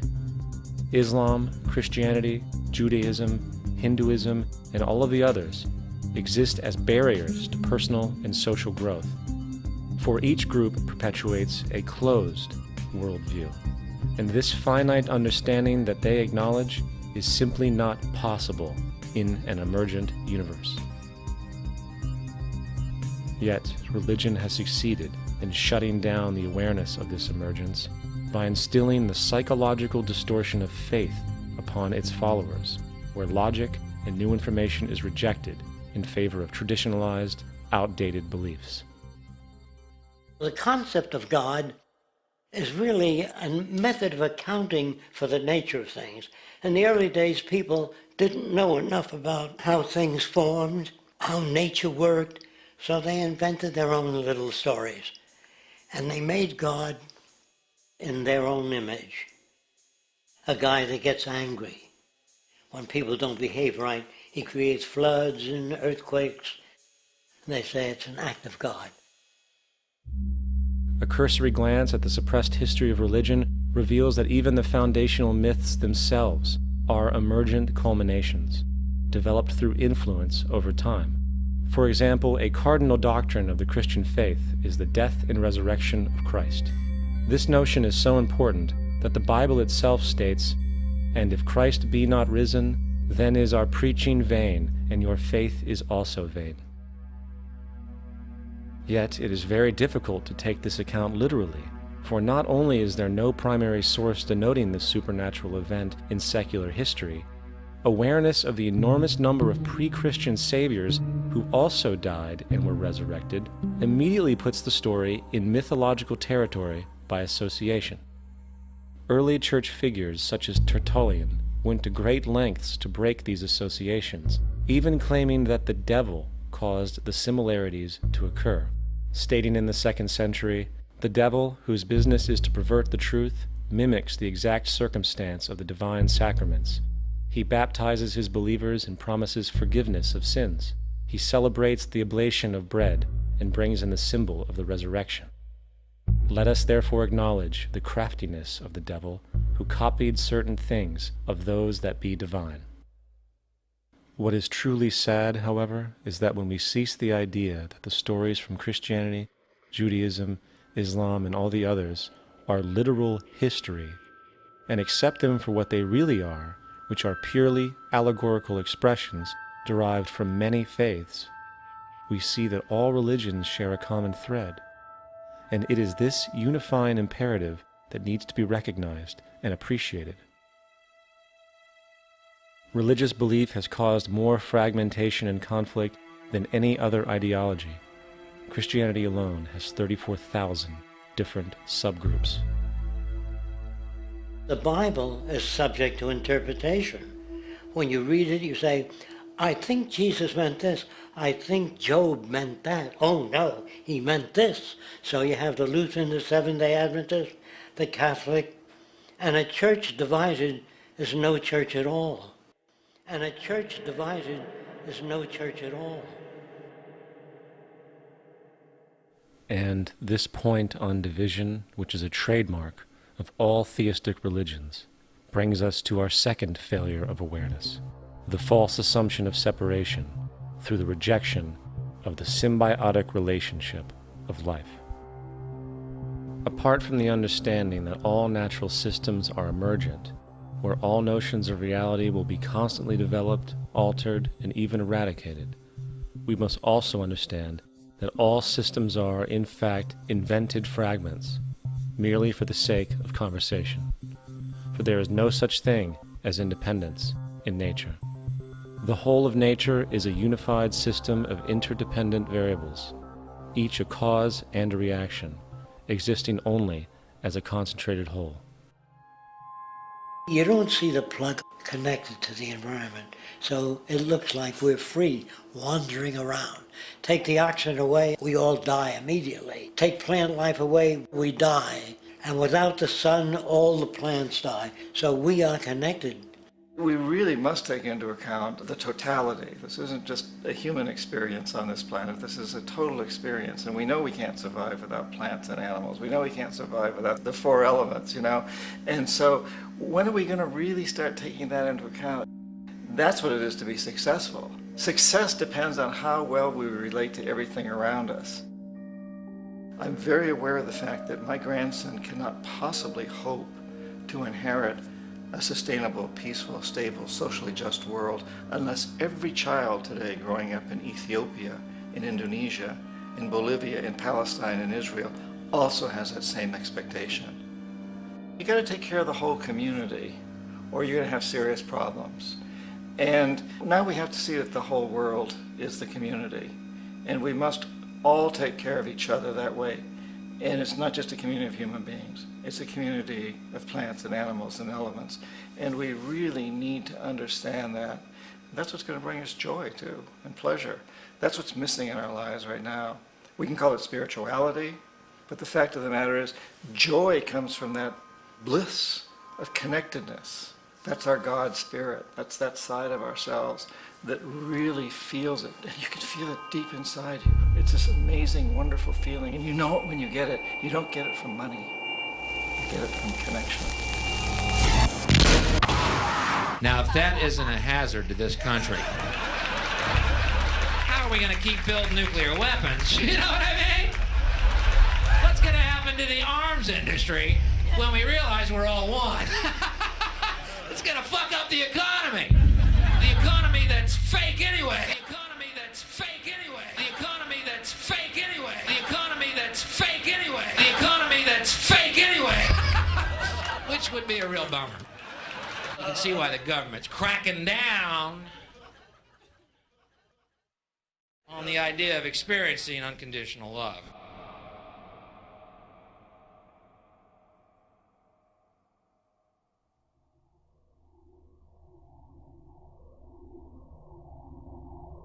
Once we understand that the integrity of our personal existences are completely dependent on the integrity of everything else in our world, we have truly understood the meaning of unconditional love. For love is extensionality, and seeing everything as you and you as everything can have no conditionalities. For, in fact, we are all everything at once. If it's true that we're all from the center of a star, every atom in each of us from the center of a star, then we're all the same thing. Even a Coke machine or a cigarette butt in the street in Buffalo is made out of atoms that came from a star. They've all been recycled thousands of times, as have you and I. And therefore, it's only me out there. So what is there to be afraid of? What is there that needs solace seeking? Nothing. There's nothing to be afraid of because it's all us. The trouble is we have been separated by being born and given a name and an identity and being individuated. We've been separated from the oneness, and that's what religion exploits, that people have this yearning to be part of the overall one again. So they exploit that. They call it God. They say he has rules. And I think it's cruel. I think you can do it absent religion.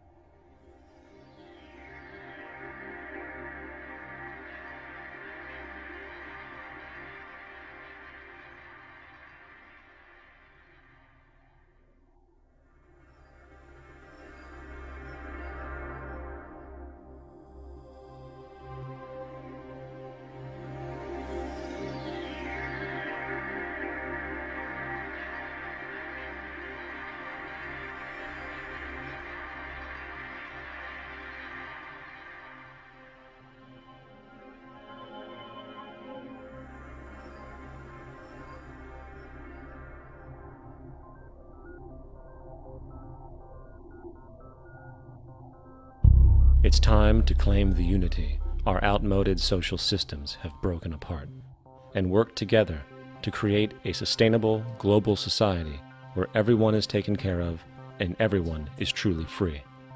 Your personal beliefs, whatever they may be, are meaningless when it comes to the necessities of life. Every human being is born naked, needing warmth, food, water, shelter. Everything else is auxiliary. Therefore, the most important issue at hand is the intelligent management of the Earth's resources. This can never be accomplished in a monetary system, for the pursuit of profit is the pursuit of self-interest, and therefore imbalance is inherent. Simultaneously, politicians are useless, for our true problems in life are technical, not political. Furthermore, ideologies that separate humanity, such as religion, need strong reflection in the community in regard to its value, purpose, and social relevancy. Hopefully, through time, religion will lose its materialism and basis in superstition and move into the useful field of philosophy. The fact is, society today is backwards, with politicians constantly talking about protection and security rather than creation, unity, and progress. The U.S. alone now spends about $500 billion annually on defense. That is enough to send every high school senior in America to a four-year college. In the 1940s, the Manhattan Project produced the first true weapon of mass destruction. This program employed 130,000 people at an extreme financial cost. Imagine what our life would be like today if that group of scientists, instead of working on a way of killing people, worked on a way to create a self-sustaining, abundant world. Life today would be very, very different if that was their goal.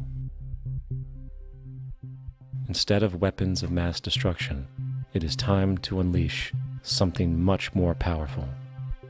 Weapons of mass creation.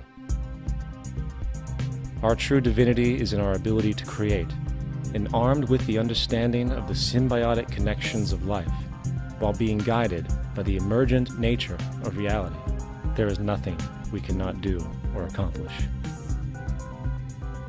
Of course, we face strong barriers in the form of established power structures that refuse to change. At the heart of these structures is the monetary system. As explained earlier, the fractional reserve policy is a form of slavery through debt, where it is literally impossible for society to be free. In turn, free market capitalism in the form of free trade uses debt to imprison the world and manipulate countries into subservience to a handful of large business and political powers. Apart from these obvious amoralities, the system itself is based on competition, which immediately destroys the possibility of large-scale collaborations for the common good, hence paralyzing any attempt at true global sustainability. These financial and corporate structures are now obsolete, and they must be outgrown. Of course, we cannot be naive enough to think that the business and financial elite are going to subscribe to this idea, for they will lose power and control. Therefore, peaceful yet highly strategic action must be taken. The most powerful course of action is simple. We have to alter our behavior to force the power structure to the will of the people. We must stop supporting the system. The only way the establishment will change is by our refusal to participate, while continuously acknowledging its endless flaws and corruptions. They're not going to give up the monetary system because of our designs of what we recommend. The system has to fail, and people have to lose confidence in their elected leaders. That will be a major turning point if the Venus Project is offered as a possible alternative. If not, I fear the consequences. The trends now indicate that our country is going bankrupt. The probability is our country will move toward a military dictatorship to prevent riots and complete social breakdown. Once the U.S. breaks down, all the other cultures will undergo similar things. As of now, the world financial system is on the brink of collapse due to its own shortcomings. The Comptroller of Currency stated in 2003 that the interest on the U.S. national debt will not be affordable in less than 10 years. This theoretically means total bankruptcy for the U.S. economy, and its implications for the world are immense. In turn, the fractional reserve-based monetary system is reaching its theoretical limits of expansion, and the banking failures you are seeing are just the beginning. This is why inflation is skyrocketing, all debt is at record levels, and the government and Fed are hemorrhaging new money to bail out the corrupt system. For the only way to keep the banks going is by making more money. The only way to make more money is to create more debt and inflation. It is simply a matter of time before the tables turn and there is no one willing to take new loans, while defaults grow, as people are unable to afford their current loans. Then the expansion of money will stop, and contraction will begin on a scale never before seen, ending a century-long pyramid scheme. This has already begun. Therefore, we need to expose this financial failure for what it is, using this weakness to our advantage. Here are some suggestions. Expose the banking fraud. Citibank, JP Morgan Chase, and Bank of America are the most powerful controllers within the corrupt Federal Reserve System. It's time to boycott these institutions. If you have a bank account or a credit card with any of them, move your money to another bank. If you have a mortgage, refinance with another bank. If you own their stock, sell it. If you work for them, quit. This gesture will express contempt for the true powers behind the private banking cartel known as the Federal Reserve, and create awareness about the fraud of the banking system itself. 2. Turn off the TV news. Visit the emerging independent news agencies on the internet for your information. CNN, NBC, ABC, Fox, and all the others present all news pre-filtered to maintain the status quo. With 4 corporations owning all major media outlets, objective information is impossible. This is the true beauty of the internet, and the establishment has been losing control because of this free flow of information. We must protect the internet at all times, as it is truly our savior right now. 3. Don't ever allow yourself, your family, or anyone you know to ever join the military. This is an obsolete institution now used exclusively for maintaining an establishment that is no longer relevant. U.S. soldiers in Iraq work for U.S. corporations, not the people. Propaganda forces us to believe that war is natural and the military is an honorable institution. Well, if war is natural, why are there 18 suicides every single day by American veterans who have post-traumatic stress disorder? If our military men and women are so honored, why is it that 25% of the American homeless population are veterans? 4. Stop supporting the energy companies. If you live in a detached house, get off the grid. Investigate every means of making your home self-sustainable with clean energy. Solar, wind, and other renewable energies are now affordable consumer realities, and considering the never-ending rising cost of traditional energies, it will likely be a cheaper investment over time.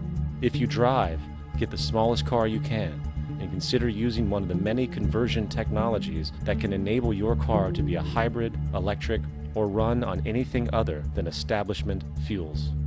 5. Reject the political system.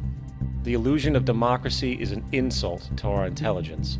In a monetary system, there is no such thing as a true democracy, and there never was. We have two political parties owned by the same set of corporate lobbyists. They are placed in their positions by the corporations, with popularity artificially projected by their media. In a system of inherent corruption, the change of personnel every couple of years has very little relevance. Instead of pretending that the political game has any true meaning, focus your energy on how to transcend this failed system. And 6. Join the movement. Go to the ZEITGEISTmovement.com and help us create the largest mass movement for social change the world has ever seen.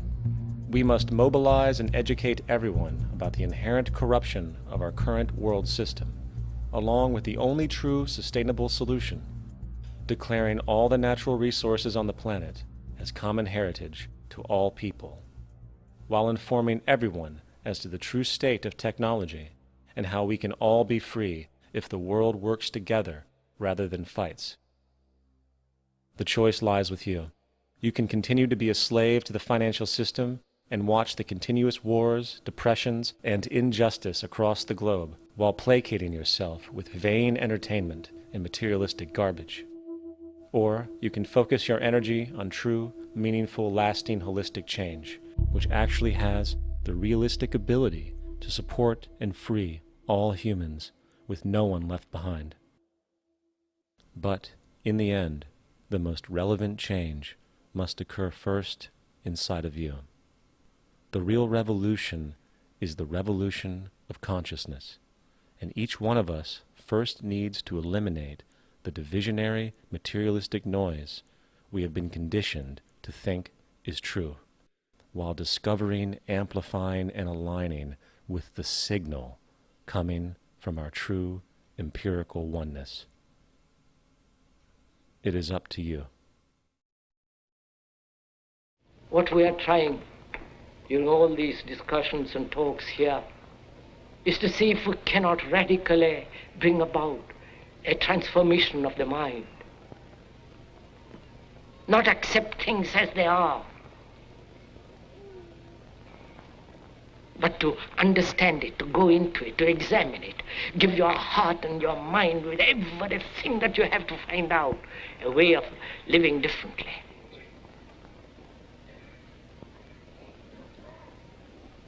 But that depends on you and not somebody else. Because in this there is no teacher, no pupil, there is no leader, there is no guru, there is no master, no savior. You yourself are the teacher and the pupil, you are the master, you are the guru, you are the leader. You are everything. And to understand is to transform what is.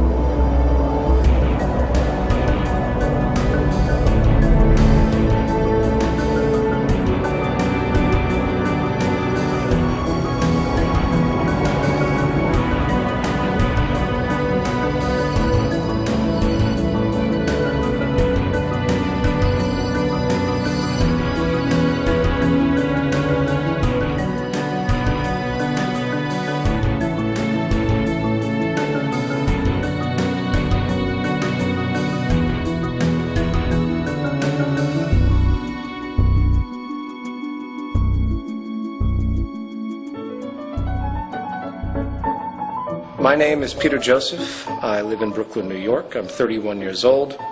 I am an independent filmmaker and I suppose the de facto founder of an organization called the ZEITGEIST movement.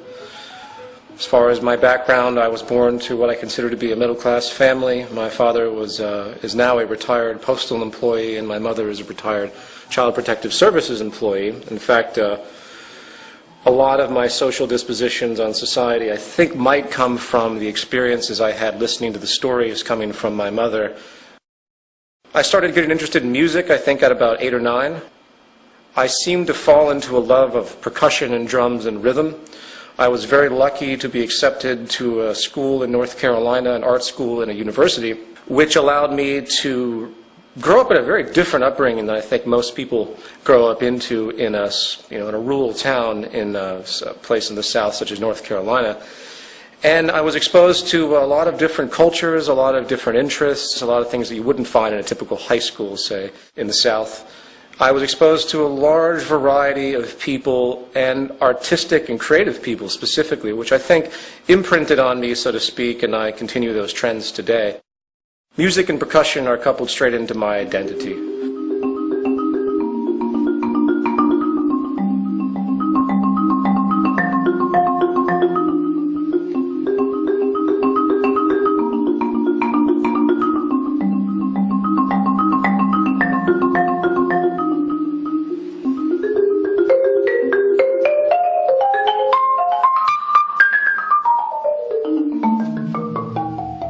People say to me, well, you work with this social organization, but yet you're just a musician, just a musician. There's the credentialism tendency that comes up a lot with anyone that talks about the issues that we talk about in the movement or that have been talked about in the films.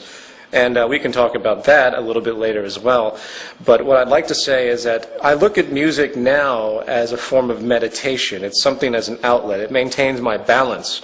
So I continue to practice in a very personal sense. It's not that I go out and perform that much anymore. I don't have time to anymore. After my second year of college, I dropped out, realizing that the debt that I was accruing was absolutely not worth it. Even then, I knew there was something wrong with going to school, getting a ridiculous amount of debt, $80,000 to $100,000, and then being thrown into the workforce, automatically in a position of indentured servitude, if you will, automatically having to give yourself to the system because you're already in so much debt. My original interest was to be a solo classical marimbist, a laughable concept when I think about it now, but we all have our bouts of naivety as we grow. Once music became difficult for me to pursue as a career choice, I started to get into video and editing, and I got a job in New York and many jobs in New York doing various freelance video editing, shooting, whatever related to video work, film work. You have to do whatever pays you in this society, and I couldn't really find the niche to make money in music, so I ended up in advertising. I always had a problem with people telling me what to do in the labor force, and I did not like advertising, obviously. I did not like the nonsensical manipulation of people's perceptions so corporations can sell their crap. So I began to pursue work in the financial arena. I began to do day trading, which pattern trading. I was moderately successful. I never had a big capital base, which you really do have to have. But I pulled some change out of the market, and I continued to do it on and off for many, many years. I don't do it anymore because I despise the market system. The way I justified this was it was the only job I could come up with that didn't have a boss or a client, so it represented freedom to me. Granted, trading the stock market has absolutely no social relevance. It contributes nothing to society. You could blow up Wall Street tomorrow and it wouldn't make a damn difference to anything in regard to the natural order of affairs on this planet. So at that stage in my life, I just wanted a way out. I wanted to not have to deal with being a slave to the corporate system anymore. So anyway, that's when I started first investigating economics. And I'm sure you have other questions about that, so I'll stop there.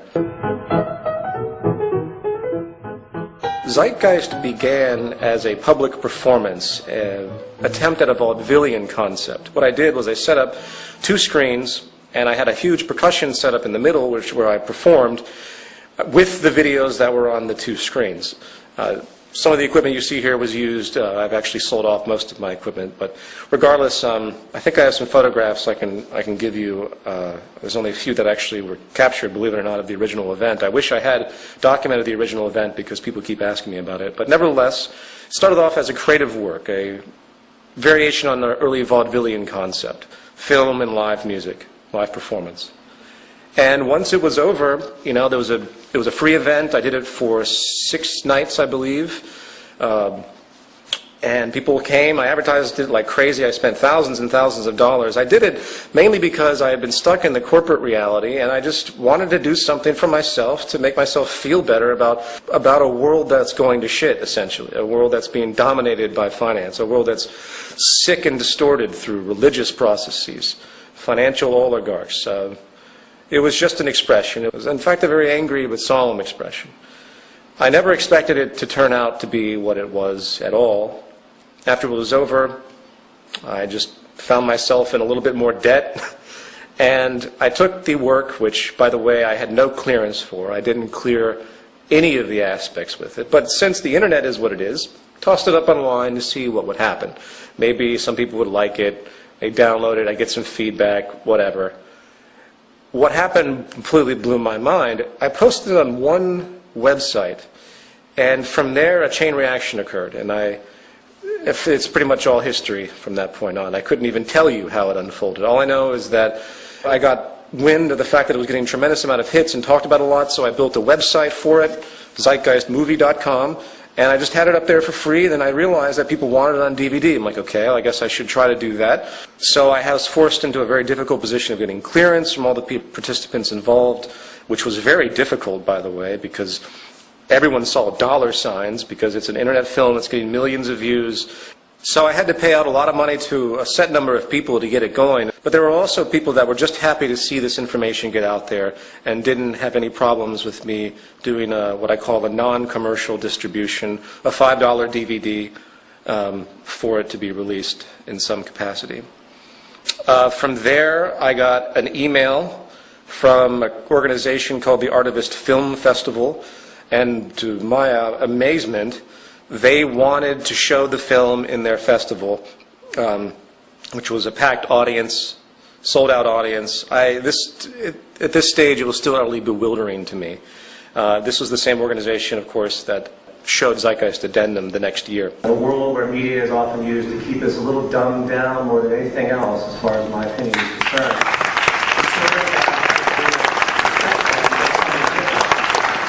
I've often said art without conscience is meaningless, and I think action without conscience is futile. So I think it's so great to have a festival that represents these types of ideas. As far as the film itself, I guess all I can really say is that the whole point of the film is for people to start looking at the very fundamental root causes of all of these problems that we see in society. So that's a general rundown of what happened. The Zeitgeist movement was a very difficult decision for me.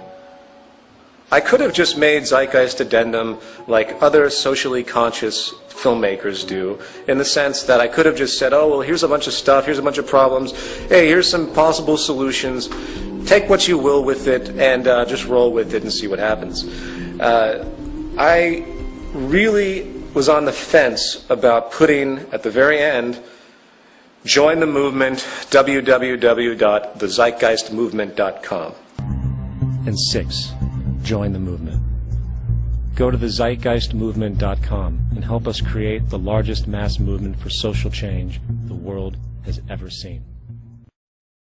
That the moment that it became something more than just a film phenomenon, that my life would likely change dramatically, which it has. Zeitgeist Addendum was sparked out of people emailing me saying, well, what do we do about all of these cultural problems? What do we do about a corrupt banking system? What do we do about people that are locked into establishment social programs, if you will? I consider the trains of thought and mind to be a program. I consider society itself to be a program that's running. And the programming locks people into a specific frame of reference. How do we deal with these issues? How do we do? What do we do? And Zeitgeist Addendum was an attempt at answering that question. After Zeitgeist 1 was released, it got into the hands of Jacques and Roxanne, and after reading Jacques' book, which they sent me, I realized that this was really important information. I realized that even I was backwards on a lot of issues that needed to be corrected. And in order to get society in line, we have to think about the fundamental problems. This was something that I was attempting to do in part. I had a notion of, but it wasn't until I met Jacques Fresco that the lens became focused. It was like all these things that I sort of had an inkling of. Jacques' experience, life experience, what he had talked about for song, just focused me in the right direction as far as I'm concerned. So I made a whole section with them in Zeitgeist Addendum, and that's how it took off. Anyone that chooses to challenge establishment orthodoxies, traditional worldviews, not to mention the system that we live in, sets themselves up for venomous attacks. I'm well aware of this. If you look back at the history of anyone that has chosen to challenge the establishment, it's a very dark history. There are a great number of people out there that know that something is wrong, but they do not understand the source of that wrongness because they are in the box of indoctrination. Socrates. Socrates never speculated on the slavery that was existing during his time. That was normality to him. This goes with every type of political philosopher that's ever existed, whether it's Karl Marx, whether it's Plato. They're all locked into an established paradigm, and their thought processes can only go so far. And this includes probably myself. People are locked into a box. They see the box around them. They see the leaks and the holes and the cracks, and they go up to the cracks and they try to fix them. They try to patch the holes. But they don't stop to think that maybe there's something wrong with the box itself. Maybe the integrity of the box that they exist in is inherently invalid. It's inherently void. The economic system that we live in is a parasitic paradigm that is only going to lead to self-destruction. But people don't see that. So if you attack the economic system for what it actually is, everyone's feathers go up. Everyone says, well, wait a minute, this is the world we all live. We live in a profit-based, labor-for-income world, cyclical consumption. This is what we're used to. We understand we have division of classes. You know, they throw in human nature. They throw in everything that will try to make it seem like it's a part of the natural order of reality when it in fact is not. If I was to summarize the attacks that typically happen towards myself and the people I work with, the first one would be credentialism. Credentialism is an annotation for the priesthood of those in the know. Now, bear in mind, this is a gradient of relevance. Obviously, I'm not going to go to a doctor, if I can help it, that has absolutely no credentials in the surgery that I might need performed. They require instruction and experience to do so. But when it comes to the other side of the spectrum, when it comes to the simple analysis of information, when it comes to the analysis of history, when it comes to economics, because it is a contrived system, it has no basis in anything else in general operation. It's not based on laws of physics. It's not based on any aspect of scientific law that has any relationship to planetary operation. Then suddenly it becomes very relevant to speculate as to what these things actually mean to society. It's a double-edged sword when you get a master's, bachelor's, PhD in a particular medium, because think about what you're actually doing. You're going through a curriculum that's been completely established for you by the institutions that have existed prior. When it comes to social things that have a great deal of subjective variance, you lose objectivity in that sense because you're literally indoctrinated into the beliefs that are presented. To get a degree in economics, which is probably the most wasteful thing you could possibly do, is to be completely indoctrinated into the idea that what you're studying is actually a science and actually has some type of relevance to anything. So when I get emails from PhDs in economics that try to debunk the aspects that we talk about, it becomes quite clear to me that the reason they have such an objection is really an emotional one. It isn't an objective aspect. They have culminated an identity to themselves because of their belief system, and for me to take that away from them, to debunk their ideas about economics, is to take away their identity.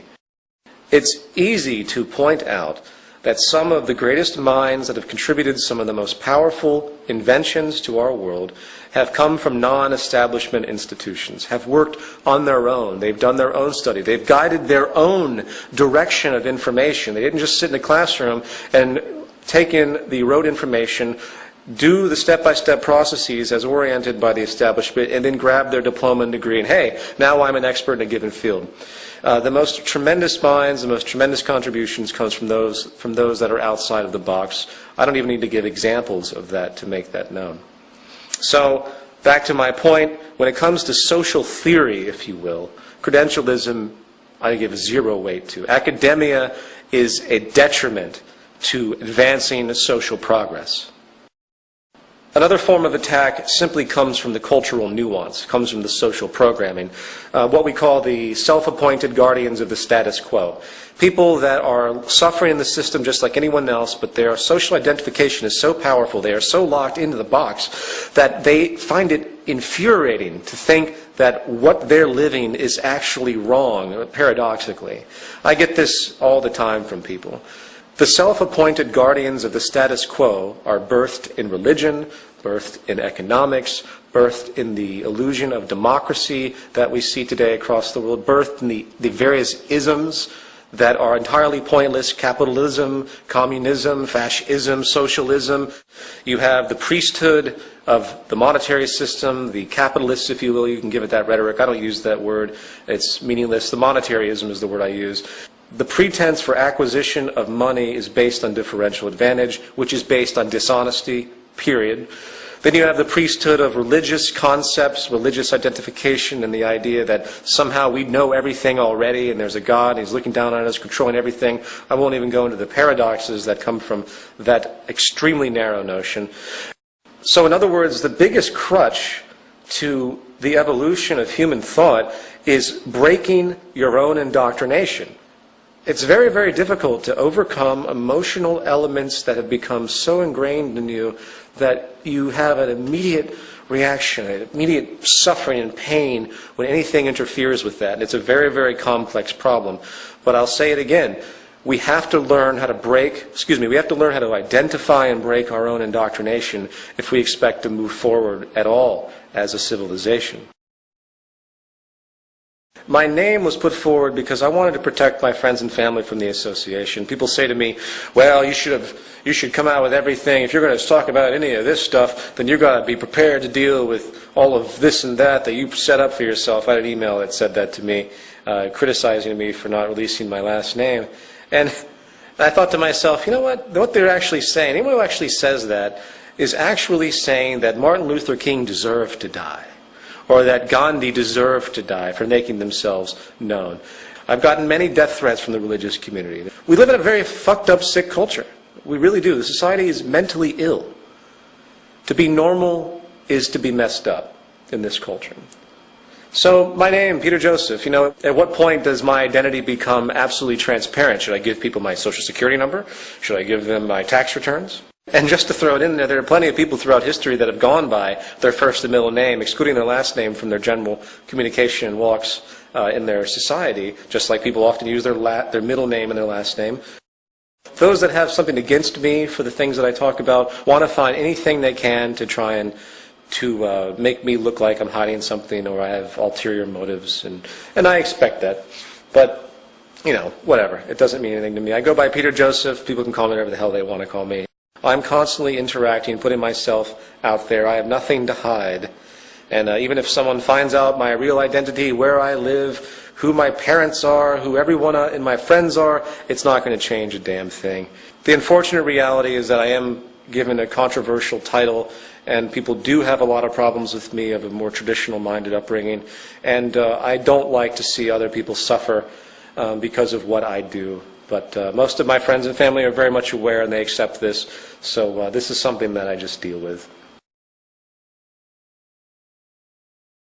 Anyone who thinks that I do what I do for notoriety reasons or monetary reasons or anything associated with interest has a lot to learn. First of all, I operate the movement site, the movement itself, on a deficit. I do pay people to run and program things. I have a lot of volunteers, which I'm extremely indebted to, but to get things done quickly, very often I have to get people that work in the industries to do things. I sell a t-shirt to do that. It's the only thing that I sell that is designated for the movement. As far as the DVD sales, if people can't respect the fact that I charge $5 for DVDs that could be charged $20 for, that I did spend a great deal of money to make those films, the DVD sales obviously are part of my income. I denote that they're not for profit, meaning that the money does go back into other projects, which it has. I've had to shut down bulk selling, in fact, because people were buying the discs from me in bulk at about $2 a piece and reselling them for $20 on the internet. It's very frustrating. I've hurt myself a lot financially because of all of this. The double standard is quite fascinating to me. You have all these social organizations that take in millions of dollars of money for donations. They sell tons of crap. And suddenly we get attacked because we sell anything because of our interest to, in fact, remove the monetary paradigm entirely. I'm sorry, we have to survive to do something. So just to make it clear, the Zeitgeist movement is predicated on making information free. I put all of my films up for free.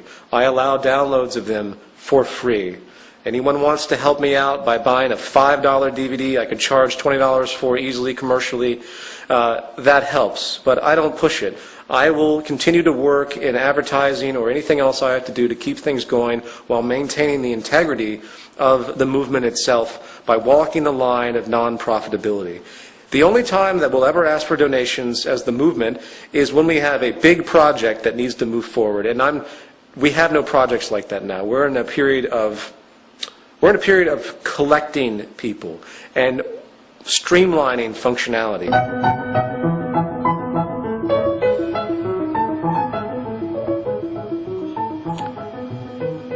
If you read economics, they present it as though it's a science.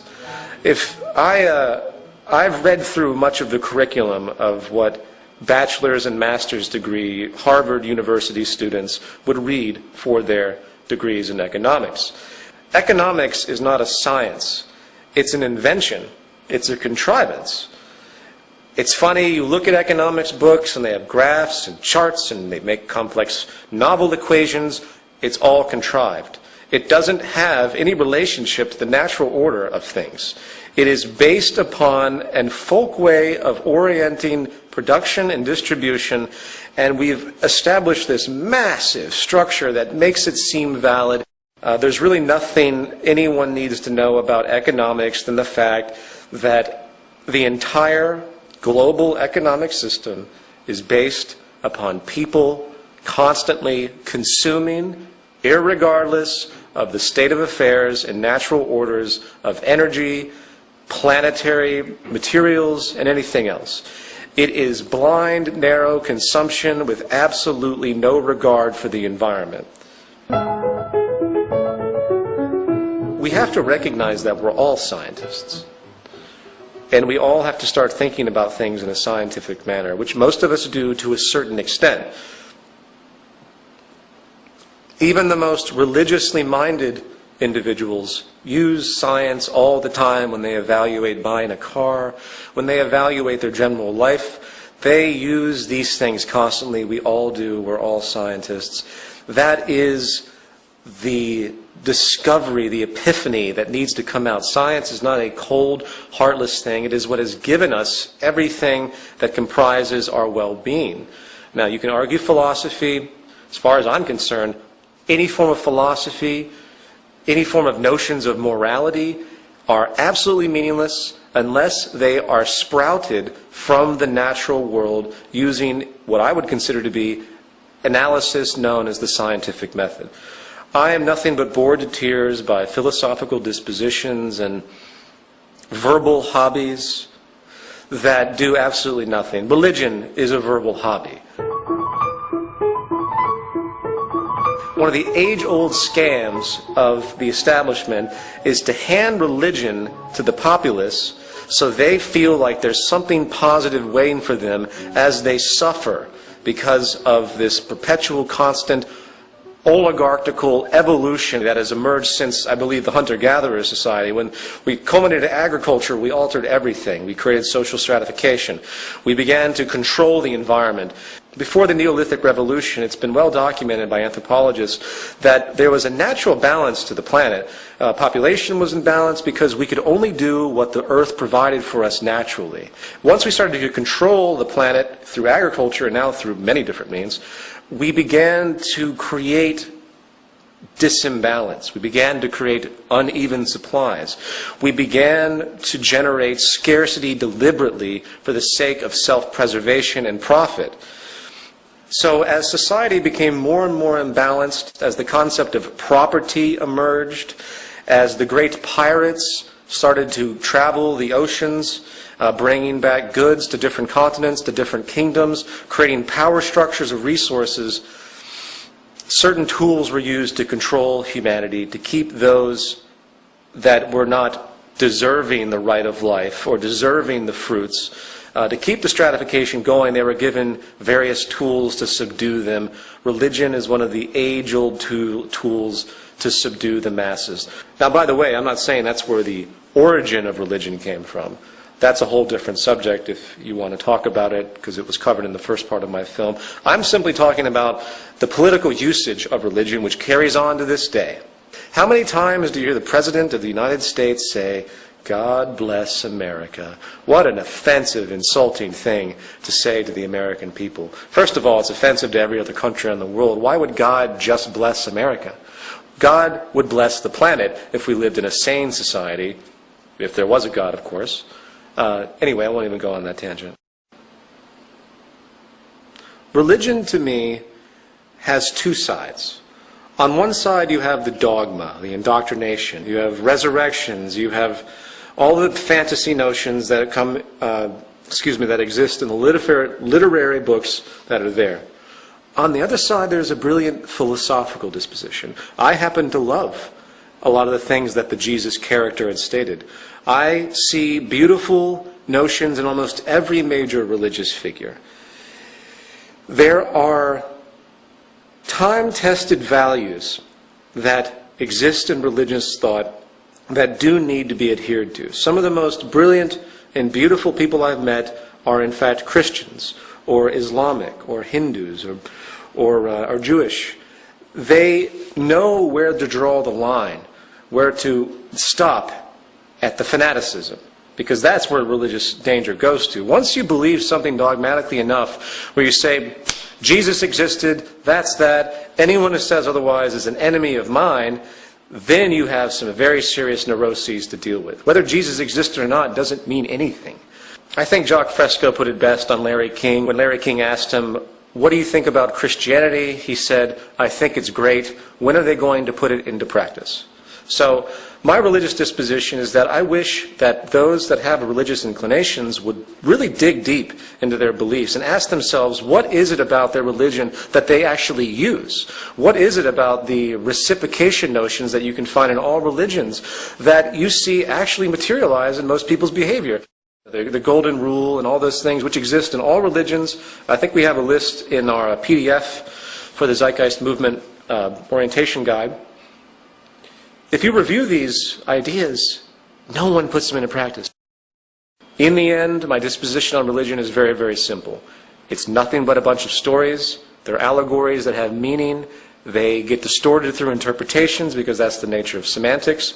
But I don't want to rule out religion. I don't think religion should be outlawed or anything like that. I think it should be understood for what it is. The problem with humanity is we're ripped apart. There are far too many ideologies out there that have no basis on anything tangible. I want to make this very, very clear.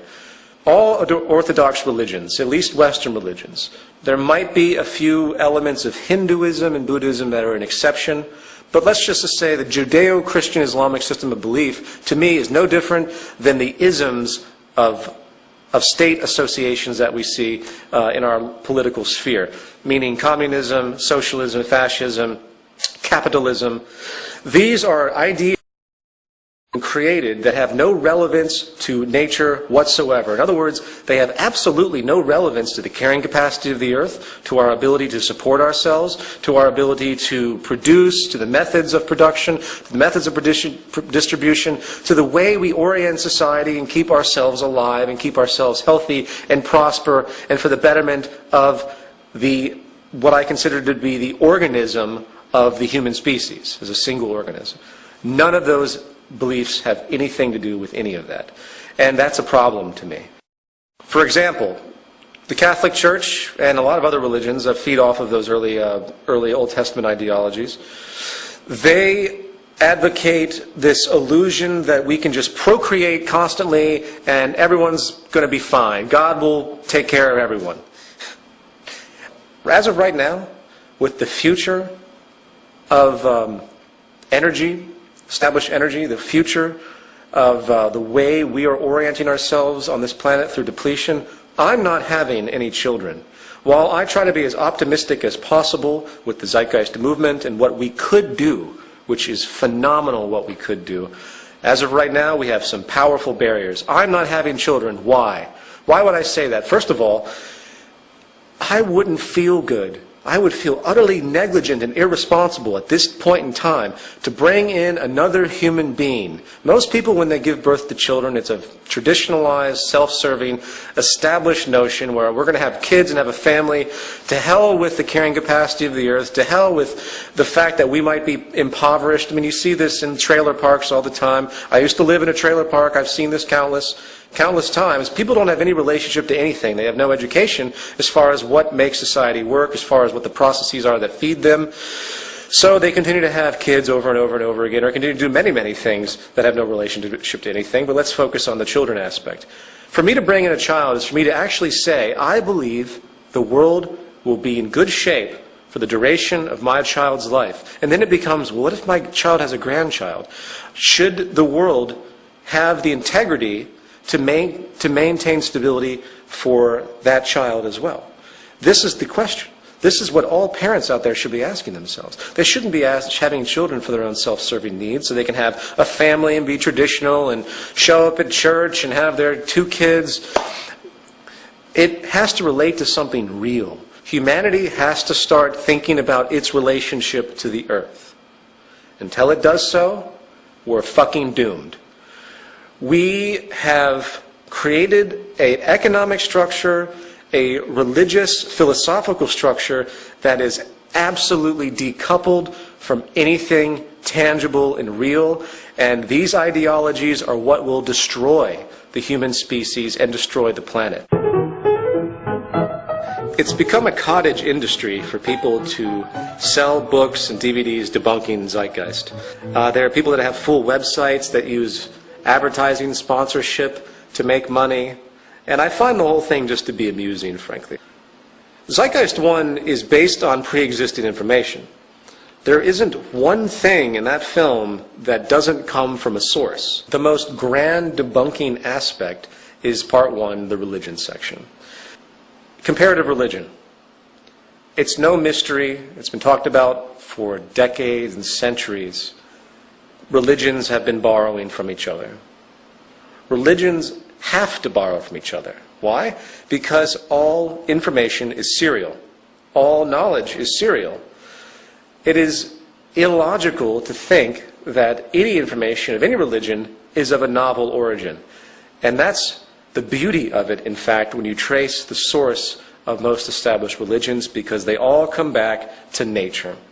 They all come back from primitive ideas about natural unfoldings of nature, storms, the sun, obviously.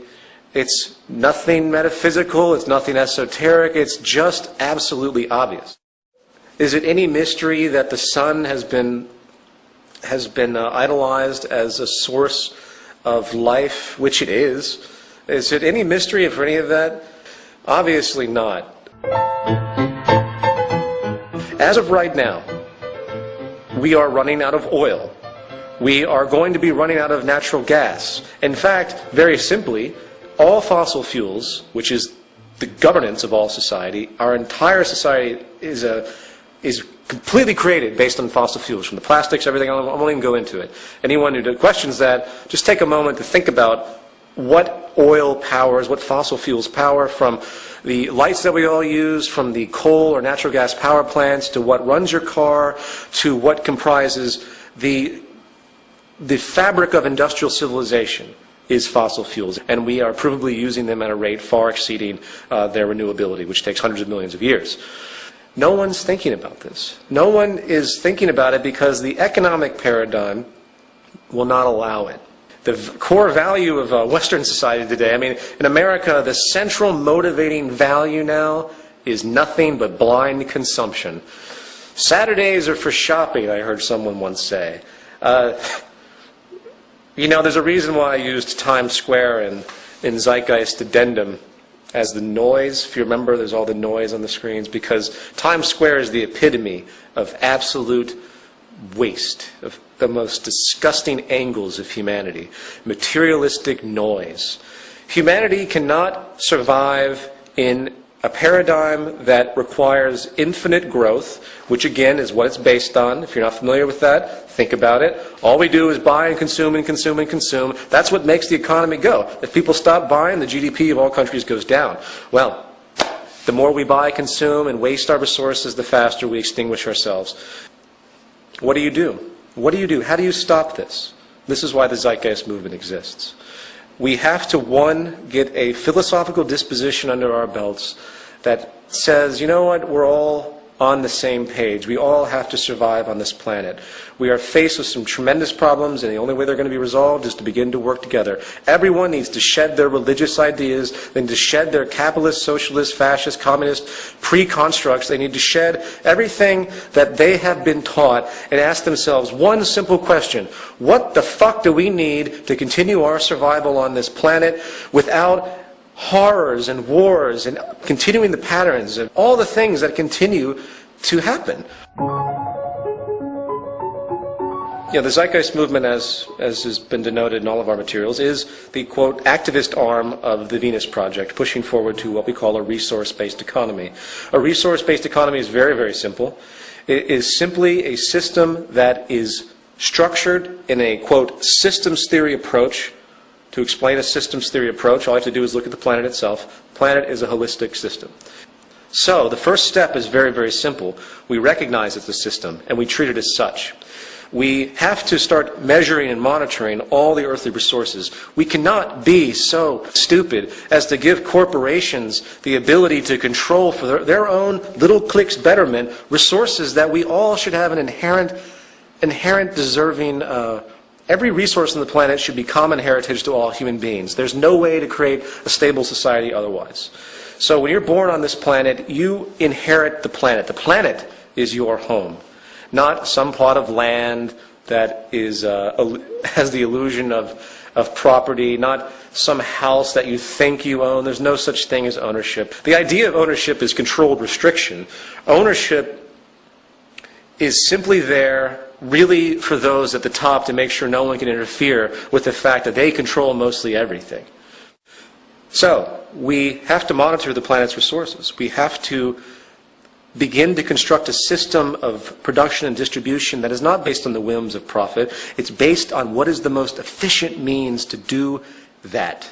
There are resources all over the planet, obviously. We have to begin to understand what we have, and we have to use science and technology to begin to orient our use of these resources in the most efficient way possible. And that's why we advocate the systems approach that we do.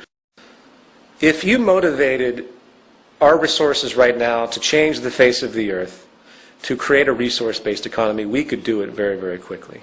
The problem is, again, the established orthodoxies and self-preserving mechanisms that are in place, which will be our death. The free market is what will kill everything on this planet. It's not the free market, it's actually the monetary system. Monetary acquisition and exchange through labor for income and the motivation of profit will be what destroys humanity. Because all it does is pull everything in the direction of those most power. Right now, we are faced with an ecological collapse, an energy collapse specifically. We're faced with an economic collapse, which is very much tied into the energy collapse. We're faced with a labor collapse, which of course is very much tied to the economic collapse. And we're faced with what I call the criminal meltdown. The breakdown of society is occurring. People say, well, we're going to have a recovery of the economy. The most dangerous thing that we can have right now is a recovery of the U.S. economy. The most dangerous thing that we can have right now is the use of more resources, because all it's going to do is speed up the inevitable destruction.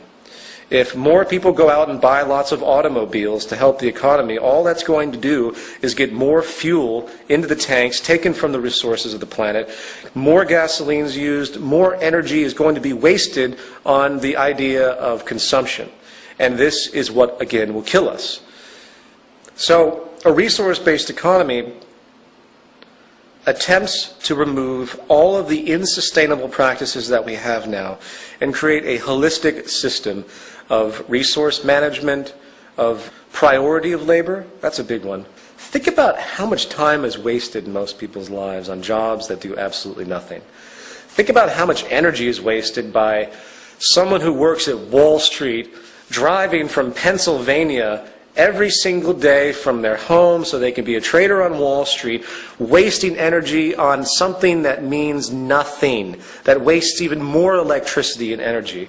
When you begin to think like that, when you begin to see how much energy and resources are wasted on actions that have no return whatsoever except the self-interest and consumeristic monetary values of particular individuals, but return nothing to society. Think about how beautiful society would be when we start to educate people on natural processes of the environment, on science, technology, and resource conservation. And when people engage society in a professional level, if you will, they do so on things that actually matter. That will be cataclysmic. That will be unbelievable to see people doing stuff that actually has a relevance. That will enable them to have so much more freedom, too. To put it in a gestural sense, the way I see human survival and the human self-interest mechanism, which does exist, but it's accelerated by our system, is making a psychological trick to what it means to be self-serving. Social interest needs to become self-interest. In other words, when I invent something, that is given to everyone for them to improve upon and to utilize. That invention isn't hoarded through patents and trademarks. It's given to everyone. In turn, what that means is that every time anyone else invents something or creates something or has an idea, that comes to me too. Suddenly, humanity becomes a singular organism. It becomes a working system. People ask me a lot about spirituality. They say, well, if you don't like any of the established religions, are you spiritual in any other way, or something like that? The only type of spirituality that is actually relevant is an understanding of natural processes and the natural order of the universe, to give it an annoying vernacular. The way natural laws work, gravity, the way the world actually works, God is in the laws of nature and nothing more. I believe that a true spiritual awakening will be when people start to realize that they have to begin to work together, they have to share their resources, they have to begin to understand that they live off of this planet, that they get their light from the sun, that there are energy sources that are natural and abundant, that can be made available to all, that we share everything and we work together, because that's what the system demands. The earth demands this. The species demands this for our survival. And that will be a spiritual awakening, if you want to give it that type of term. We live in a world of tremendous possibility, positive possibility. However, all indicators point to what I consider to be self-destruction, given our current established economic and ideological structures. Once again, capitalism, socialism, communism, fascism, Judeo-Islamic Christian belief systems, they have no relationship to what actually creates survival of the species.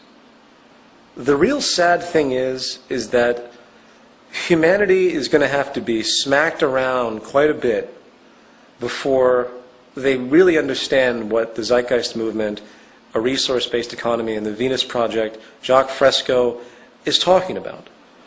we are driven by biosocial pressures, meaning that it takes problems for us to wake up and want to change things. I don't want to see humanity suffer. I don't want to see the population start to shrink because of our lack of energy and food. I don't want to see these things happen. But I know, sadly, that a good portion of it is going to happen until people start to wake up and recognize a new paradigm that's on the horizon that we must drive forward to as fast as humanly possible. All you have to do is look at the current economic implosion. The U.S. government's in $12 trillion worth of debt. It becomes comical after a while. What's going to happen when the U.S. government hits 20 trillion, 30 trillion? I mean, once the U.S. government can't pay its interest on all the bonds that have been sold overseas and all of the outstanding debt that it has, then we're theoretically bankrupt. What do you think is going to happen when China can't get its money from the United States? What do you think is going to happen when the United States, because we use 25% of the world's energy, starts to run out of oil in Iraq and starts to invade other Middle Eastern countries, which we'll probably do beforehand, but starts to do that? And China, of course, who gets oil from Iran, says, you know what, I think we're going to have to stop you guys from taking Iran's oil because we need that too, and you owe us a lot of money. It's kind of pissing us off. Do you think war between these superpowers might be possible? I think World War III could be very, very possible, and this war will be for real. This will not be a contrivance war like World War I and World War II, based on geopolitical realigning and various resource grabs. This will be a war for survival of different countries, and I hope that doesn't happen. I sincerely hope all of these things I talk about are erroneous and false, but all you have to do is look at the trends. One way or another, we will end up in a system that's not based on money as we know it today. Why? Because that will be realized in the future by historians as the total and pivotal cause of the destruction of civilization as we know it. That will be understood in the future. Historians will look back and say, holy shit, they were making materials, selling them for corporation profit over and over and over and over again with absolutely no reference to what the planet had and recycling protocols and everything else. They were burning fossil fuels at 1,000,000 times the rate of their actual renewability. They're going to laugh at us, wondering what the hell kind of primitive, dumbass species we actually were, if we even survived to reach that point. So I hate to sound condescending and negative. I hate to throw out all this rhetoric, but I'm fairly irritated at this point, and I try not to be. I just want to make it understood that the entire system that we live in is a sham. It's a false system, falsivity defined by the fact that it cannot be sustained. It's that simple. And we propose a resource-based economy. I hope everyone watching this film will go to www.thezeitgeistmovement.com and understand what we're doing. I hope everyone out there will understand that either we change or we die.